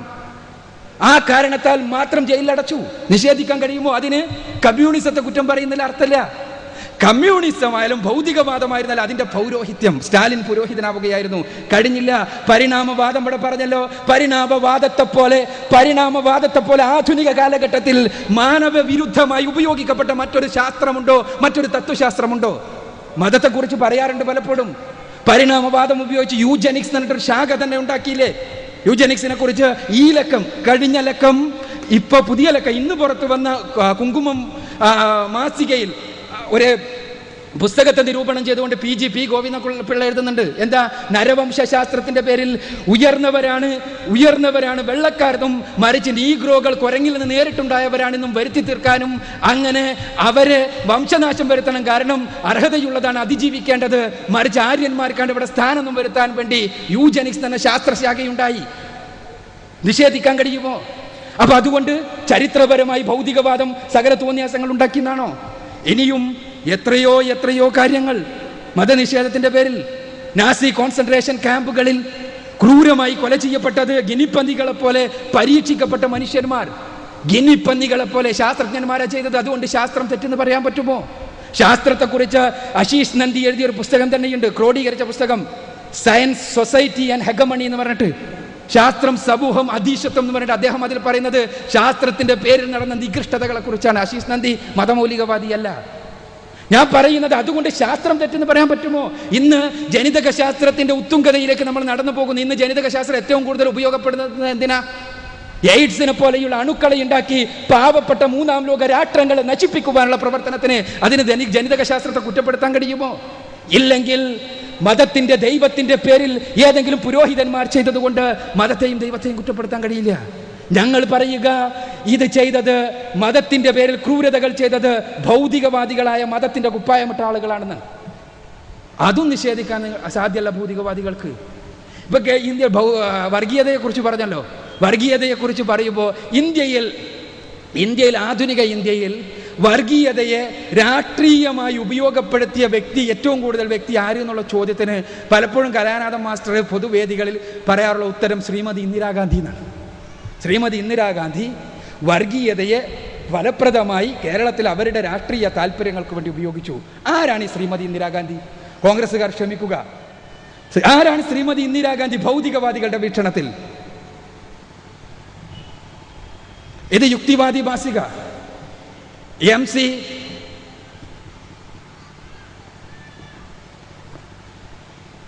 സി ജോസഫിന്റെ പത്രാധിപത്യത്തിൽ നടന്ന യുക്തിവാദി മാസിക. എം സി ജോസഫിനെ ആർക്കും പരിചയപ്പെടുത്തേണ്ട ആവശ്യമില്ല. യുക്തിവാദി മാസികയുടെ വോള്യം 43 നമ്പർ 9 ഏപ്രിൽ 1972 അവരെഴുതുകയാണ്,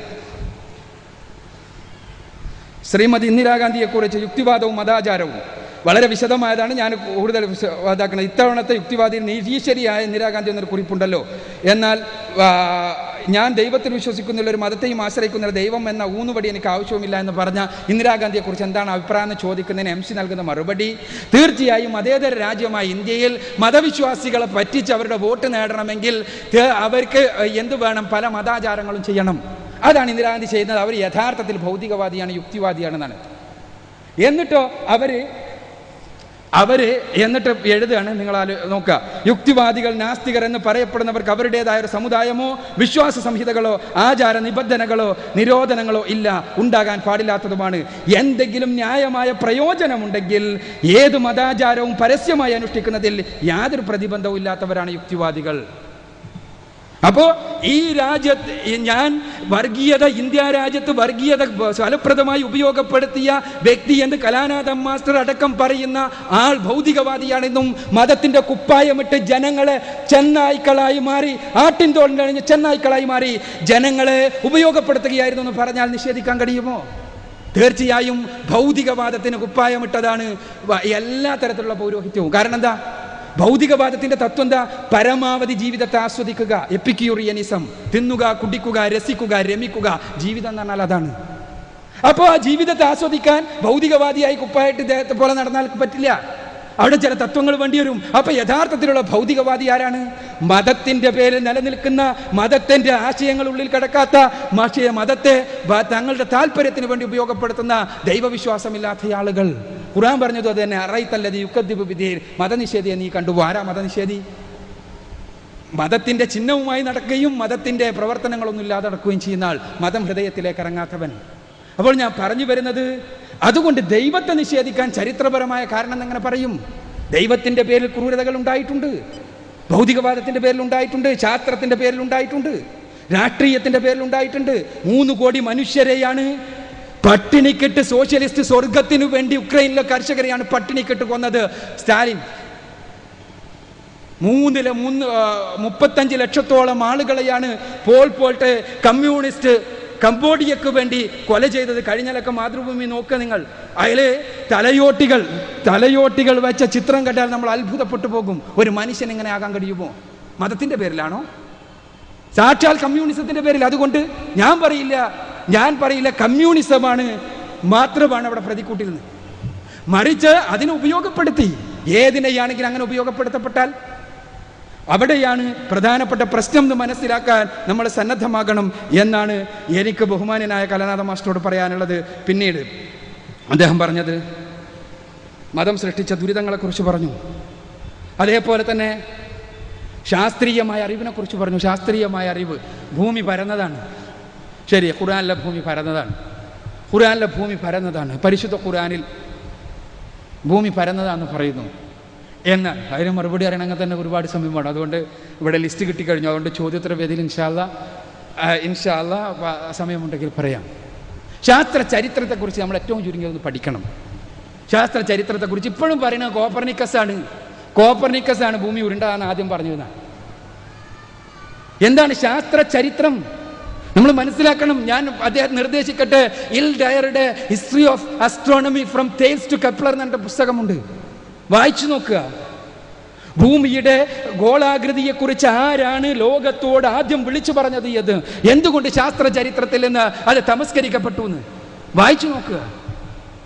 എന്തുകൊണ്ട്, എങ്ങനെ അവർ പറഞ്ഞു എന്നുള്ളത് മറ്റൊരു വശമാണ്, നമ്മൾക്ക് പരിശോധിക്കേണ്ടതാണ്.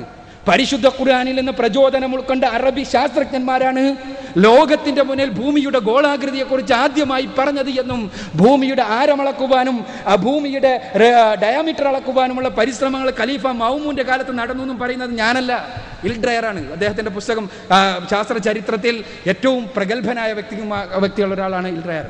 നിഷേധിക്കാൻ കഴിയില്ല. അപ്പോൾ നമ്മൾ പഠിക്കണം. അപ്പം ഞാൻ പറഞ്ഞു വരുന്നത്, അതുകൊണ്ട് തന്നെ പരിശുദ്ധ ഖുർആനിൽ വൈരുദ്ധ്യമുണ്ട്. പിശാചിനെ എന്തിനു സൃഷ്ടിച്ചു? പിശാചി സത്യമോ മിഥ്യയോ നമുക്ക് മറ്റൊരു വാദപ്രവാദം നടത്താൻ ഇൻഷാ അല്ലാഹ്. പിശാചി ശരിയോ തെറ്റോ, പിശാചിനെ എന്തിനു സൃഷ്ടിച്ചു? ദൈവമുണ്ടോ ഇല്ലേ എന്നുള്ളതാണ് നമ്മുടെ വിഷയം. അതിന് ഞാൻ ശാസ്ത്രീയമായി, ഞാനിവിടെ എൻ്റെ സംസാരം കേട്ടത് ഭൗതികവാദിക്ക് പറയാം, ശാസ്ത്രീയമായ കാര്യങ്ങൾ എൻ്റെ സംസാരത്തിൽ ആ പരിമിതമായ സമയത്ത് ഒരെണ്ണം പോലും നിഷേധിക്കാൻ കഴിഞ്ഞിട്ടില്ല. ഭൂമിയിൽ ഒരിക്കലും യാദൃച്ഛികമായി ജീവൻ ഉണ്ടാവുക സാധ്യമല്ല എന്ന് അംഗീകരിച്ചത് ഭൗതിക ശാസ്ത്രജ്ഞന്മാരാണ്. ഫ്രെഡ് ഹോയിലിനെ പോലെയുള്ള, വിക്രമസിംഹയെ പോലെയുള്ള, ക്രിക്കിനെ പോലെയുള്ള, ഫ്രെഡറിക് ക്രിക്കിനെ പോലെയുള്ള ഭൗതിക ശാസ്ത്രജ്ഞന്മാർ. അപ്പോൾ ഭൂമിയിലുണ്ടാകാൻ സാധ്യതയില്ല. അപ്പോൾ പിന്നെ അവർ പറയുന്നത് ഇവിടുന്ന് കൊമറ്റ് വഴി വന്നു. അപ്പോൾ അത് നമ്മൾക്ക് അംഗീകരിക്കാം. കാരണം എന്താ? ദൈവം അവിടെ വരുന്നില്ലല്ലോ. No problem. ഇവിടെ പ്രശ്നം ദൈവത്തിന് വിലക്ക് കൽപ്പിക്കലാണ്. എന്തുകൊണ്ട് ഇൻഷാ അല്ലാഹ് നമുക്ക് പിന്നീട് പറയാം. എന്തുകൊണ്ട് ദൈവം പാടില്ല? നമ്മുടെ സാമൂഹ്യ ജീവിതത്തിൽ ചില വിലക്കുകൾ വേണ്ടി വരും. ദൈവമുണ്ടെങ്കിൽ ദൈവം തമ്പുരാന്റെ വിധികൾ അനുസരിച്ചുകൊണ്ട് ജീവിക്കാൻ ഞാൻ സന്നദ്ധനാകേണ്ടി വരും. അതിനെൻ്റെ അഹങ്കാരം സമ്മതിക്കുന്നില്ലെങ്കിൽ പിന്നെ ദൈവത്തെ നിഷേധിക്കുന്നതാണ് നല്ലത്. ഇത് ഞാൻ വെറുതെ പറയുന്നതല്ല, വസ്തുനിഷ്ഠമായ തെളിവുകളുടെ അടിസ്ഥാനത്തിൽ നമുക്ക് സ്ഥാപിക്കാൻ കഴിയും ഇൻഷാ അല്ലാഹ്. എൻ്റെ സമയം അവസാനിക്കുകയാണ്. പർവ്വതങ്ങളെക്കുറിച്ച്, അതേപോലെ തന്നെ ഭൂമിയെക്കുറിച്ച് പരിശുദ്ധ ഖുർആൻ പറഞ്ഞത് പർവ്വതങ്ങൾ ചായാനാണോ ഇത്ര പൊട്ടത്തരം എന്ന് പറയും. ഞാൻ വളരെ വിനീതമായി പറയട്ടെ, പർവ്വതങ്ങൾ ഭൂമിയിൽ ഉണ്ടാക്കുന്ന സന്തുലിതത്തെക്കുറിച്ച് ഒന്ന് പഠിച്ചൂടെ? എന്തിനാ നമ്മൾ മല കുത്തിപ്പൊളിക്കുമ്പോൾ നിരത്തുമ്പോൾ നമ്മൾ പ്രകൃതി സ്നേഹികൾ ആകെ ഇളകി മറിയണേ? എന്തിനാ? മലയോട് നടത്തിക്കോട്ടെ, എന്താ പ്രശ്നം? മല ഉരുണ്ടിട്ട് എന്തോ പ്രകൃതി കുറേ കാലമായി ഉണ്ടാക്കി വെറുതെ പ്ലേറ്റ് ടെക്ടോണിക്സ് നമുക്ക് കാമ്യമാണ്. കാരണം പ്ലേറ്റ് ടെക്ടോണിക്സും തെളിയിക്കപ്പെട്ട ശാസ്ത്രശാഖൊന്നുമല്ല കേട്ടോ. ബിഗ് ബാങ് നമുക്ക് പറ്റില്ല. അപ്പോൾ പ്ലേറ്റ് ടെക്ടോണിക്സ് എന്താ? പ്ലേറ്റ് ടെക്ടോണിക്സ് തെളിയിക്കപ്പെട്ട ശാസ്ത്രശാഖൊന്നുമല്ല. പ്ലേറ്റ് ടെക്ടോണിക്സ് പ്രകാരം തന്നെ പറയാം. എങ്കിൽ തന്നെ പ്ലേറ്റ് ടെക്ടോണിക്സിലെ ഈ പർവ്വതങ്ങൾ ഇടിച്ചു പൊളിച്ച് നിരത്തിയാൽ ഭൂമിക്ക് എന്തെങ്കിലും സംഭവിക്കുമെന്ന് പറയുന്നുണ്ടോ? അല്ല, പർവ്വതങ്ങളുടെ നാശം ആ പ്രദേശങ്ങളിൽ ഭൂകമ്പങ്ങളും ഭൂചലനങ്ങളും ഉണ്ടാകാൻ കാരണമാകുന്നു എന്ന് പറയുന്നത് ഭൂമിശാസ്ത്രജ്ഞന്മാരാണ്, ഭൂഗർഭശാസ്ത്രജ്ഞന്മാരാണ്. അതിൻ്റെ അടിസ്ഥാനത്തിലാണ് പ്രകൃതിവാദികളും പരിസ്ഥിതിവാദികളും ഒച്ചപ്പാടുണ്ടാക്കി നടക്കുന്നത്.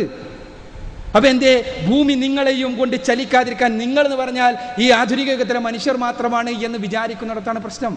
ആരായാലും ഭൂമി നിങ്ങളെയും കൊണ്ട് ചലിക്കാതിരിക്കാൻ, ഇവിടെ മനുഷ്യരായാലും മുൻപുള്ള ജീവികളായിരുന്നാലും ആരായിരുന്നാലും.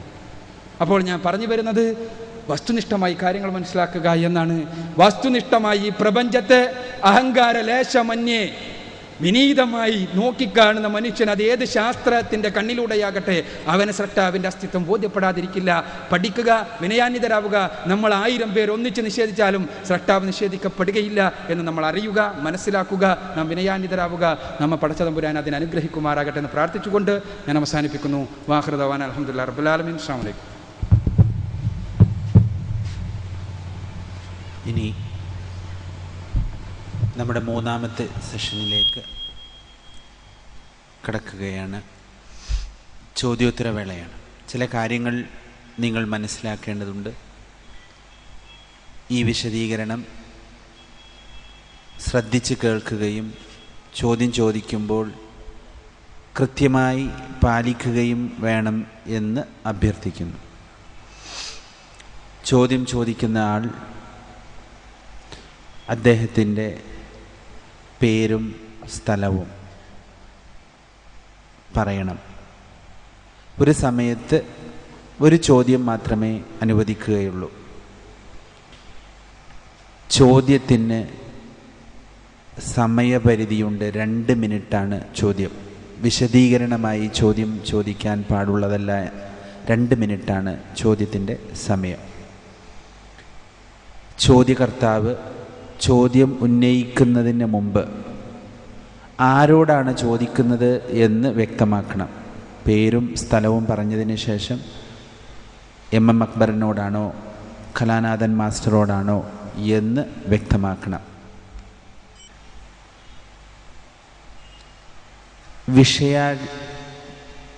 വിഷയാധിഷ്ഠിതമായ ചോദ്യങ്ങൾക്ക് മാത്രമേ അനുവാദം നൽകുകയുള്ളൂ. അല്ലാത്ത ചോദ്യങ്ങൾക്ക് ഈ വേദിയിൽ ഉത്തരം പറയാൻ കഴിയുകയില്ല. ഇനി ഉത്തരം പറയുന്ന രീതി, ആരോടാണോ ചോദിക്കപ്പെട്ടത് അവരായിരിക്കും ആദ്യമായി ഉത്തരം നൽകുക. അതിനുശേഷം മറ്റേ പ്രാസംഗികനും സമയമുണ്ട്. വേണമെങ്കിൽ ഒരു വിശദീകരണത്തിനു കൂടിയുള്ള സമയം ആദ്യത്തെ പ്രാസംഗികന് ഉണ്ടാകും, ചോദിക്കപ്പെട്ട ആൾക്കുണ്ടാകും. ഒരു ചോദ്യം കലാനാഥൻ മാസ്റ്ററോടാണെങ്കിൽ അടുത്ത ചോദ്യം MM അക്ബറിനോടായിരിക്കണം. ഇങ്ങനെയാണ് ഈ സെഷൻ മുന്നോട്ട് കൊണ്ടുപോകാൻ ഉദ്ദേശിക്കുന്നത്. ഇനി ചോദ്യങ്ങൾ ചോദിക്കാൻ ആഗ്രഹിക്കുന്നവർ, അവർക്കായി ചില സീറ്റുകൾ മുന്നിൽ നീക്കി വച്ചിട്ടുണ്ട്. അവിടെ വന്ന് സ്ഥാനം പിടിക്കാവുന്നതാണ്. ഓരോരുത്തരായി എഴുന്നേറ്റ് നിന്ന് ചോദ്യം ചോദിക്കാം. എൻ്റെ ചോദ്യം കലാനാഥൻ സാറിനോടാണ്. സാറ് വിഷയാവതരണത്തിൽ പ്രപഞ്ചോൽപത്തിയെ പറ്റി പറഞ്ഞപ്പോൾ ബിഗ് ബാങ് തിയറിനെ അനുകരിച്ച് മറ്റ് 2-3 ശാസ്ത്രകാരന്മാരുടെ നിഗമനം വെച്ചിട്ടാണ് അദ്ദേഹം പ്രപഞ്ചോൽപത്തിയെ പറ്റിയിട്ട് സംസാരിച്ചത്. ആ സംസാരത്തിലൂടെ ശാസ്ത്രത്തിന് അടിസ്ഥാനപരമായിട്ടുള്ള തത്വമില്ല എന്നാണ് എനിക്ക് മനസ്സിലാക്കാൻ കഴിഞ്ഞത്. വളരെ വ്യക്തമായ നിർവചനവും അടിസ്ഥാന തത്വങ്ങളും ഉള്ള ഒരു അറിവിൻ്റെ ക്രമനിബിഡമായിട്ടുള്ള അറിവിൻ്റെ ഒരു കൂട്ടമായിട്ടുള്ള ശാസ്ത്രത്തിന് ഇത്രയും പ്രയാസരഹിതമായി നിന്നുകൊണ്ട് ഒരു അടിസ്ഥാനമില്ലാത്തൊരു സാധനമാണ് ഈ ശാസ്ത്രം എന്ന് പറഞ്ഞത് എന്തുകൊണ്ടാണ്?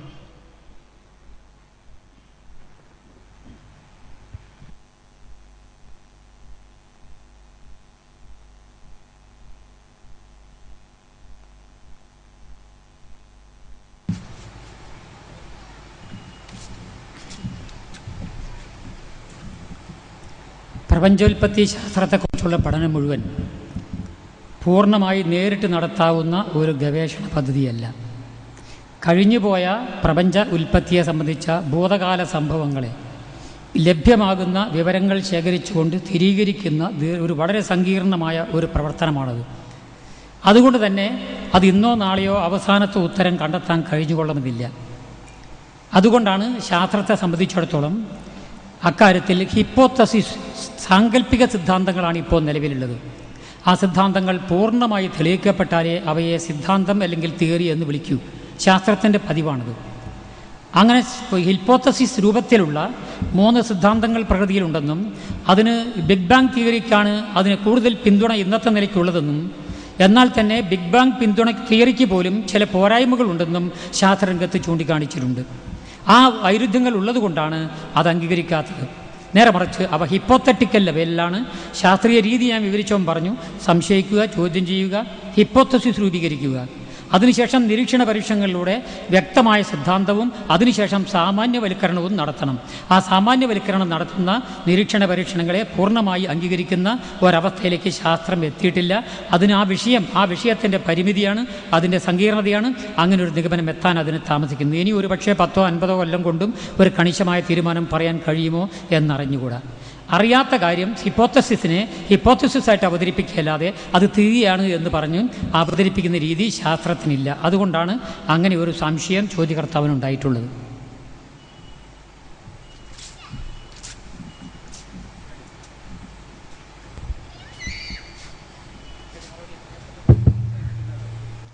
അസ്സലാമു അലൈക്കും.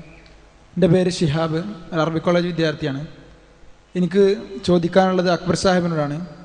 ഇവിടെ കലാനാഥൻ മാഷ് സംസാരിച്ചപ്പോൾ 2ാമത്തെ ഖണ്ഡനത്തിൽ അദ്ദേഹം ഭൂമി ഉരുണ്ടതാണെന്ന് ഖുർആനിലെവിടെയും പറഞ്ഞിട്ടില്ല, ഭൂമി പരന്നതാണെന്നാണ് മുഴുവൻ കാണാൻ സാധിക്കുന്നതെന്ന് പറഞ്ഞിരുന്നു.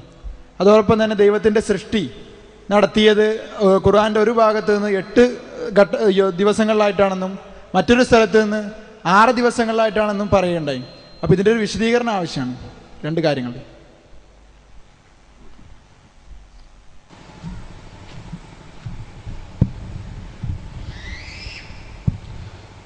പരിശുദ്ധ ഖുർആനിൽ പറയുന്ന ഭൂമിയുടെ ആകൃതി, നമ്മൾ ഈ കാര്യം പറയുമ്പോൾ ഒരു കാര്യം മനസ്സിലാക്കേണ്ടതുണ്ട്. അടിസ്ഥാനപരമായി ഇവിടെ നമ്മൾ ഈ പ്രപഞ്ചത്തെയും പ്രപഞ്ചത്തിന് ഒരു സ്രഷ്ടാവുണ്ടോ എന്നുള്ള വിഷയമാണ് നമ്മൾ ചർച്ച ചെയ്തത്. എന്നാൽ വേദഗ്രന്ഥം ഇതിൽ നിന്ന് ഭിന്നമായ ചില വസ്തുതകളുടെ സമാഹാരമാണ്.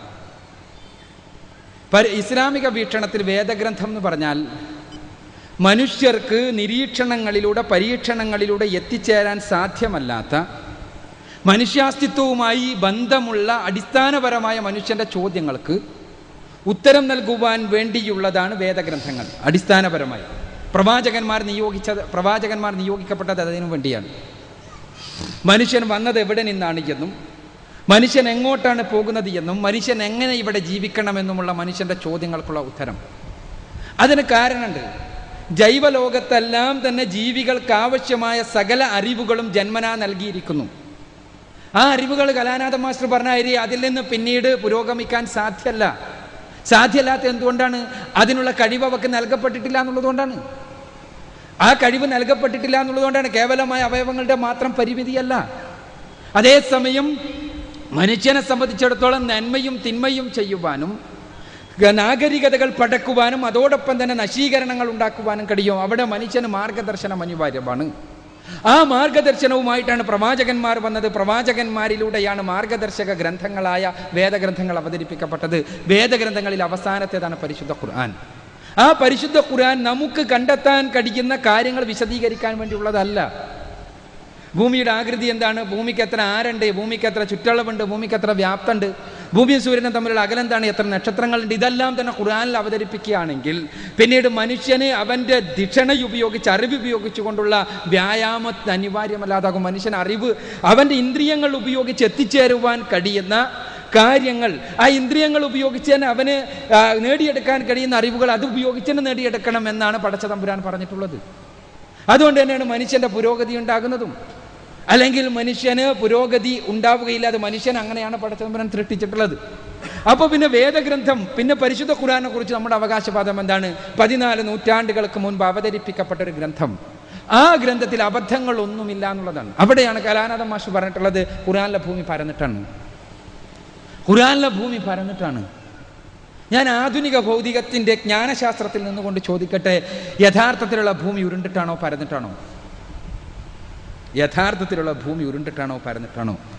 ഭൂമി സൂര്യന് ചുറ്റുമാണോ ചുറ്റുന്നത്, അതല്ല നേർരേഖയിലൂടെയാണോ? ഈ ചോദ്യങ്ങൾക്ക് ആധുനിക ഭൗതികത്തിൻ്റെ ജ്ഞാനശാസ്ത്രത്തിൻ്റെ അടിസ്ഥാനത്തിൽ നൽകുവാനുള്ള ഉത്തരം മനുഷ്യന് ആപേക്ഷികമായി ഭൂമി പരന്നിട്ടാണ് എന്നും സൂര്യൻ ഭൂമിയുടെ അന്തരീക്ഷത്തിന് പുറത്തിന് ആപേക്ഷികമായി, അതല്ലെങ്കിൽ ഭൂമിക്ക് പുറത്തുള്ള ഏതെങ്കിലും ഒരു പോയിന്റിന് ആപേക്ഷികമായി ഭൂമി ഉരുണ്ടിട്ടാണ് എന്നുമാണ്. അതേസമയം സ്ഥലകാലത്തിനാപേക്ഷികമായി സ്ഥലകാല വർത്തുളത്തിലൂടെ അല്ലെങ്കിൽ സ്ഥലകാല നൈരന്തര്യത്തിലൂടെയുള്ള ഭൂമിയുടെ ചലനം നേർരേഖയിലൂടെയാണ് എന്നും, എന്നാൽ സൂര്യനാപേക്ഷികമായി ഭൂമിയുടെ ചലനം സൂര്യന് ചുറ്റുമാണ് എന്നുമെല്ലാമാണ്. അഥവാ മനുഷ്യന് ആപേക്ഷികമായി ഭൂമി പരന്നിട്ടാണെന്ന് പറഞ്ഞാൽ അവൻ്റെ വർത്തനങ്ങളുമായി ബന്ധപ്പെട്ട് ഭൂമിയുടെ വിധാനമാണ്, പരപ്പ് ആണ് അവൻ അനുഭവവേദ്യമാകുന്നതാണ് അർത്ഥം. പരിശുദ്ധ ഖുർആൻ ഭൂമി മനുഷ്യന് വേണ്ടി നൽകിയ സൗകര്യങ്ങളെക്കുറിച്ച് പറയുമ്പോൾ ഭൂമിയെ വിധാനിച്ചത് പറഞ്ഞിട്ടുണ്ട്, ഭൂമിയെ തൊട്ടിലാക്കിയത് പറഞ്ഞിട്ടുണ്ട്, ഭൂമിയെ വിരിപ്പാക്കിയത് പറഞ്ഞിട്ടുണ്ട്. അവിടെ ഭൂമിയെ തൊട്ടിലാക്കി എന്ന് പറഞ്ഞതിൽ നിന്ന് പരിശുദ്ധ ഖുർആനിൽ നിന്ന് ഒരു ശാസ്ത്രജ്ഞനും ഒരു മുസ്ലിമും മനസ്സിലാക്കിയിട്ടില്ല ഭൂമിയുടെ 2 തലയും മുകളിലേക്ക് പിടിച്ച് കെട്ടിയിട്ട് ഇങ്ങനെ ആട്ടുന്ന സ്ഥലമാണ് ഭൂമി എന്ന്. മറിച്ച് ഭൂമിയെ വിരിപ്പാക്കി എന്ന് പറഞ്ഞതിൽ നിന്ന് ഒരാളും മനസ്സിലാക്കിയിട്ടില്ല പരിശുദ്ധ ഖുർആൻ ഇങ്ങനെ പറയുന്ന ഭൂമി എന്ന് അങ്ങനെ വലിച്ച് എവിടെയോ കെട്ടിയിട്ടിരിക്കുകയാണ് എന്ന് മനസ്സിലാക്കിയിട്ടില്ല. മറിച്ച് എന്താണ്, മനുഷ്യന് ഭൂമിയിൽ നൽകിയ പ്രത്യേക സൗകര്യങ്ങളെക്കുറിച്ചാണ് പരിശുദ്ധ ഖുർആൻ അവിടെ പറയുന്നത്. മനുഷ്യനോട് ഭൂമിയെ വിധാനിച്ചതിനെ കുറിച്ച് പറയുമ്പോൾ, മനുഷ്യ നിനക്ക് ഇതേപോലെ ഭൂമിയിൽ വിഹരിക്കുന്നത് പോലെ മറ്റൊരാകാശ ഗോളത്തിലും അറിഞ്ഞിടത്തോളം വിഹരിക്കാനുള്ള സൗകര്യമില്ല. ഭൂമിയെ വിരിപ്പാക്കിയതിനെ കുറിച്ച് പറയുമ്പോൾ ഭൂമിയിൽ ഒരു വിരിപ്പിൽ കിടന്നുറങ്ങുന്നത് പോലെ ഭൂമിയിൽ അല്ലാതെ വേറെ എവിടെ മനുഷ്യന് കിടക്കാൻ കഴിയുമോ? ചന്ദ്രനിൽ പോയപ്പോൾ കോടിക്കണക്കിന് രൂപയുടെ ഓക്സിജൻ ഇട്ട് നമ്മൾ പോയത് അല്ലേ? അതേപോലെ ഒരു തൊട്ടിലിൽ കിടന്നുറങ്ങുന്നത് പോലെ ഭൂമിയിലല്ലാതെ വേറെ എവിടെ മനുഷ്യന് കിടന്നുറങ്ങാൻ കഴിയും? ഒരു തൊട്ടിലിൽ കുട്ടി കിടക്കുന്ന ആ സമാധാനത്തോടെ, തൊട്ടിലാടുന്നുവെങ്കിലും ഭൂമി ചലിക്കുന്നുവെങ്കിലും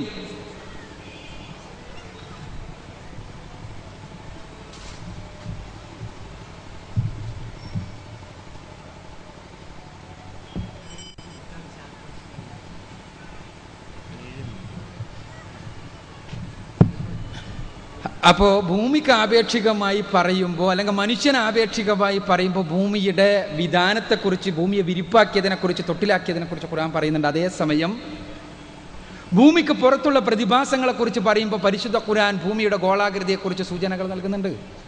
ഖുർആനിലെ 39-ാമത്തെ അധ്യായം സൂറത്ത് സുമറിലെ 5-ാമത്തെ വചന ഉദാഹരണം, യുക്കബ്ബിറുൽ ലൈല അലൻ നഹാരി വ യുക്കബ്ബിറുൽ നഹാര അലൽ ലൈൽ.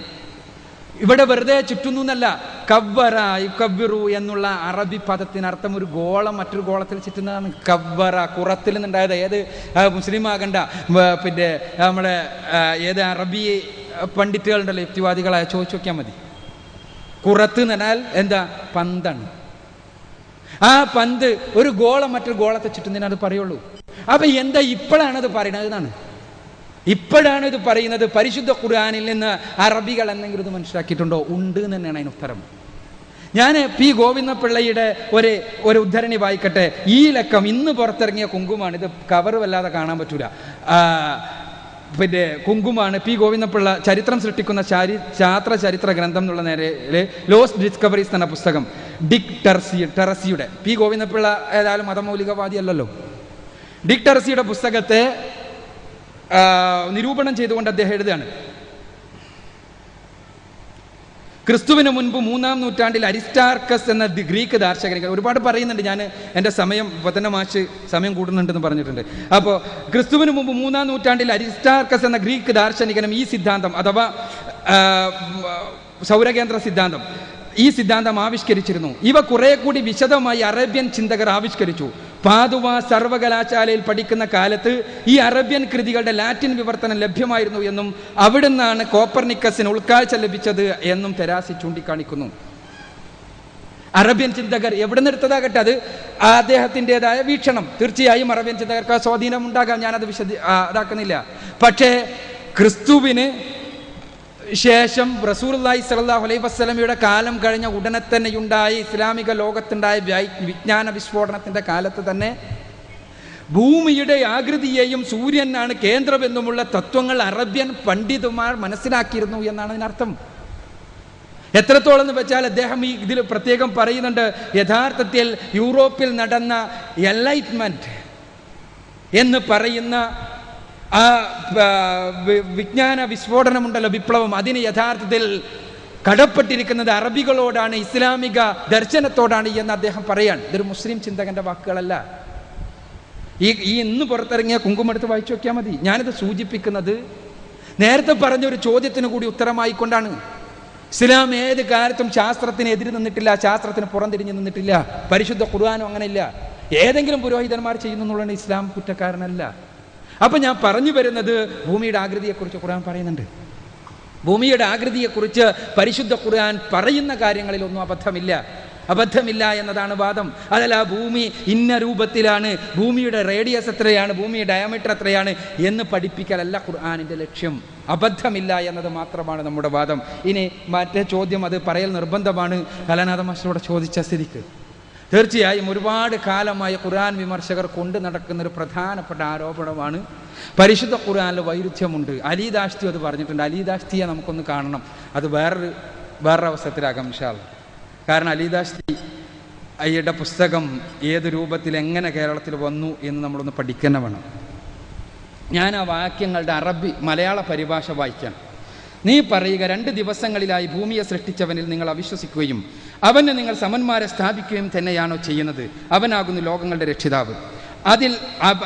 അതിൻ്റെ ഉപരിഭാഗത്ത് ഉറച്ചു നിൽക്കുന്ന പർവ്വതങ്ങൾ അവൻ സ്ഥാപിക്കുകയും അതിൽ അഭിവൃദ്ധി ഉണ്ടാക്കുകയും അതിലെ ആഹാരങ്ങൾ അവിടെ വ്യവസ്ഥപ്പെടുത്തി വെക്കുകയും ചെയ്തിരിക്കുന്നു. 4 ദിവസങ്ങളിലായിട്ടാണ് അവൻ അത് ചെയ്തത്, ആവശ്യപ്പെടുന്നവർക്ക് വേണ്ടി ശരിയായ അനുപാതത്തിൽ. അതിനു പുറമെ അവൻ ആകാശത്തിലേക്ക് ഉപരിലോകത്തേക്ക് തിരിഞ്ഞു. അതൊരു പുകയായിരുന്നു. എന്നിട്ട് അതിനോടും ഭൂമിയോടും അവൻ പറഞ്ഞു, നിങ്ങൾ രണ്ടും അനുസരണപൂർണ്ണവും നിർബന്ധിതമായും വരിക. അവ രണ്ടും പറഞ്ഞു, ഞങ്ങൾ ഇത് അനുസരണമുള്ളവരായി വന്നിരിക്കുന്നു. അങ്ങനെ 2 ദിവസങ്ങളിലായി അവയെ അവൻ 7 ആകാശങ്ങളാക്കി തീർത്തു. ഓരോ ആകാശത്തിലും അതിൻ്റെ കാര്യം അവൻ നിർദ്ദേശിക്കുകയും ചെയ്തു. ഇതാണ് 2 + 4 + 2 = 8 എന്ന് പറയുന്നത്. ഇസ്ലാമിക പണ്ഡിതന്മാർ മുൻപ് തന്നെ പരിശുദ്ധ ഖുർആനിലെ മറ്റു ഭാഗങ്ങളിൽ പറയുന്ന 6 ഘട്ടങ്ങളായിട്ടാണ് എന്ന് പറയുന്നതിന് വൈരുദ്ധ്യമല്ലേ എന്നുള്ള ചോദ്യത്തിന് ഉത്തരം കാണാൻ വേണ്ടി ശ്രമിച്ചിട്ടുണ്ട്. അത് വളരെ വിശദമായി പറയേണ്ടതാണ്. യഥാർത്ഥത്തിൽ ഈ വചനങ്ങൾ പൂർണ്ണമായിട്ടൊന്ന് വായിച്ചു നോക്കിയാൽ തന്നെ അതിനുള്ള ഉത്തരമുണ്ട്. എന്താണ്? പരിശുദ്ധ ഖുർആനിൽ ആദ്യം പറയുന്ന ഭൂമിയുടെ സൃഷ്ടിയെക്കുറിച്ച്, പിന്നീട് പറയുന്ന ഭൂമിയിൽ ഉണ്ടാക്കിയ വസ്തുക്കളെക്കുറിച്ച്. ചില പണ്ഡിതന്മാർ ഇത് രണ്ടും കൂടി കൂട്ടിയിട്ടാണ് 4, ഈ 2ഉം 4ഉം കൂടി കൂട്ടിയിട്ടാണെന്ന് പറഞ്ഞിട്ടുണ്ട്. പിന്നീട് ഉപരിലോകത്തെക്കുറിച്ച് 2 എന്ന് പറഞ്ഞിട്ടുണ്ട്. ഇത് ഘട്ടങ്ങളാണ്. ദിവസം എന്നുള്ള അർത്ഥം അറബി ഭാഷയിൽ യൗമ് എന്നുള്ള പദത്തിന് ഘട്ടം എന്ന് അർത്ഥമുണ്ട്. ഇൻഷാ അല്ലാഹ് അത് മറ്റൊരു ചർച്ചയാണ്, സമയം ഒരുപാട് എടുക്കും ആ ചർച്ചയിലേക്ക് പോയാൽ. ഇവിടെ പറയുന്നത് എന്താണ്? ആദ്യം പറഞ്ഞു 2 ഘട്ടങ്ങളായി ഭൂമിയെ സൃഷ്ടിച്ചു. പിന്നീട് പറഞ്ഞു 4 ഘട്ടങ്ങളായി ഭൂമിയിലുള്ള സംവിധാനങ്ങൾ ഉണ്ടാക്കി. പിന്നീട് പറഞ്ഞു ഉപരിലോകത്തെ 2 ഘട്ടങ്ങളായി സൃഷ്ടിച്ചു. അവിടെ തന്നെ പറഞ്ഞൊരു കാര്യമുണ്ട്. ഭൂമിയോടും ഉപരിലോകത്തോടും ഒരേപോലെ പറഞ്ഞു പടച്ച തമ്പുരാൻ, നീ വരിക, നിങ്ങൾ വരിക എന്ന്. പടച്ച തമ്പുരാൻ്റെ നമ്മുടെ ഈ ഇതിനെക്കുറിച്ച് പറഞ്ഞതുപോലെ നമ്മുടെ വിശദീകരണത്തിനപ്പുറത്തുള്ള ഒരു ലോകമാണ്. ഏതായിരുന്നാലും അവിടെ ഈ 2 ഘട്ടത്തിൽ ആദ്യത്തെ 2 ഘട്ടം തന്നെയാണ് അവസാനം പറയുന്ന 2 ഘട്ടം എന്ന് സൂക്ഷ്മമായി പരിശോധിച്ചാൽ കാണാൻ കഴിയും. ഖുർആനിൽ എവിടെ ഈ 8 എന്ന് പറഞ്ഞിട്ടില്ല. മറിച്ച് ആദ്യത്തെ 2 ഘട്ടം ഭൂമി ഉണ്ടാക്കി എന്ന് പറഞ്ഞ് ആ ഭൂമി ഉണ്ടാക്കിയ 2 ഘട്ടവും പിന്നീട് ആ ഉപരിലോകം ഉണ്ടാക്കിയ 2 ഘട്ടവും ആ 2 ഘട്ടവും ഒന്ന് തന്നെയാണ്. അതുകൊണ്ടാണ് അവിടെ പറയുന്നത് 2നോടും കൂടി വരാൻ പറഞ്ഞു, 2നോടും കൂടി ഒന്നിച്ച് വരാൻ പറഞ്ഞു. അപ്പോൾ 2ഉം 4ഉം 6 മാത്രമേ ആകുന്നുള്ളൂ എന്നുള്ളതാണ് സത്യം. ഇത് വളരെ കൃത്യമാണ്. വചനങ്ങൾ പരിശോധിച്ചാൽ നമുക്ക് മനസ്സിലാക്കാൻ കഴിയുന്നുള്ളതാണ് യാഥാർത്ഥ്യം. വസ്തുനിഷ്ഠമായി കാര്യങ്ങൾ പഠിച്ചാൽ ഈ കാര്യം മനസ്സിലാക്കാൻ കഴിയും. ആലിദാസ്തി മാത്രമല്ല, ഖുർആനിൻ്റെ വിമർശകന്മാർ ഒരുപാട് കാലമായി ഉദ്ധരിച്ചു കൊണ്ടിരിക്കുന്ന ഒരു കാര്യമാണിത്. യഥാർത്ഥത്തിൽ പരിശുദ്ധ ഖുർആനിലെ വൈരുദ്ധ്യമല്ല അത് എന്നുള്ളതാണ് വസ്തുത. മാത്രമല്ല, ഇത് വളരെ പച്ചയായൊരു കാര്യമല്ലേ. നിങ്ങൾ ആലോചിച്ചൊക്കെ മുഹമ്മദ് നബി എഴുതിയുണ്ടാക്കിയതാണെന്നുള്ള വൈരുദ്ധ്യമാണെന്ന് പറഞ്ഞിട്ട് സ്ഥാപിക്കാൻ ശ്രമിക്കണേ. എന്താ അത്? ഇത് വളരെ പച്ചയായിട്ട് മുഹമ്മദ് നബി 6 ഘട്ടം എന്ന് ഒരു 10-12 പ്രാവശ്യം ഖുർആനിലുണ്ട്. ഒരു പ്രാവശ്യമൊന്നുമല്ല. മുഹമ്മദ് നബി എഴുതിയാണെന്ന് വിചാരിക്കുക. 6 ഘട്ടം എന്ന് ഒരു 10 പ്രാവശ്യമെങ്കിലും ഒരുപാട് തവണ പരിശുദ്ധ ഖുർആനിലുണ്ട്. എന്നാൽ ഒരു തവണ മുഹമ്മദ് നബി 8 ഘട്ടം എന്നാണ്ട് പറയാണോ? അങ്ങനെ പറയൂ ഒരു മനുഷ്യൻ തന്നെ എഴുതിയാണെങ്കിൽ? ഇത് നേർക്കുനേരുള്ള കാര്യങ്ങൾ. അതാണ് നമ്മൾ മനസ്സിലാക്കേണ്ടത്. ഒരാളാണ് എഴുതിയെന്നുള്ള കാര്യത്തെ, ഒരാൾ തന്നെയാണ് എഴുതിയത് എന്നുള്ള കാര്യത്തെ ഭൗതികവാദികൾക്ക് അഭിപ്രായ വ്യത്യാസമല്ലല്ലോ. മുഹമ്മദ് നബിയാണ് എന്നുള്ള മാത്രമുള്ള ആൾക്കാർക്കും ഇത് നേർക്കുനേരൊരു നമ്പറാണ്. ആ നമ്പറിൽ തന്നെ ഇങ്ങനെ വൈരുദ്ധ്യം, അതും അടുത്തടുത്ത വചനങ്ങളിൽ വൈരുദ്ധ്യം ഉണ്ടാകുമോ? തീർച്ചയായും അങ്ങനെ ഉണ്ടാവുകയില്ല യുക്തിപരമായി. മറിച്ചത് പടച്ച തമ്പുരാൻ്റെ വചനമാണ്. ആ വചനത്തിൽ ഉണ്ട് എന്ന് പറഞ്ഞ വൈരുദ്ധ്യമല്ല. ആ വചനങ്ങൾ പൂർണ്ണമായി വായിച്ചാൽ മനസ്സിലാകും എന്നാണ് നമ്മൾ മനസ്സിലാക്കുന്നത്.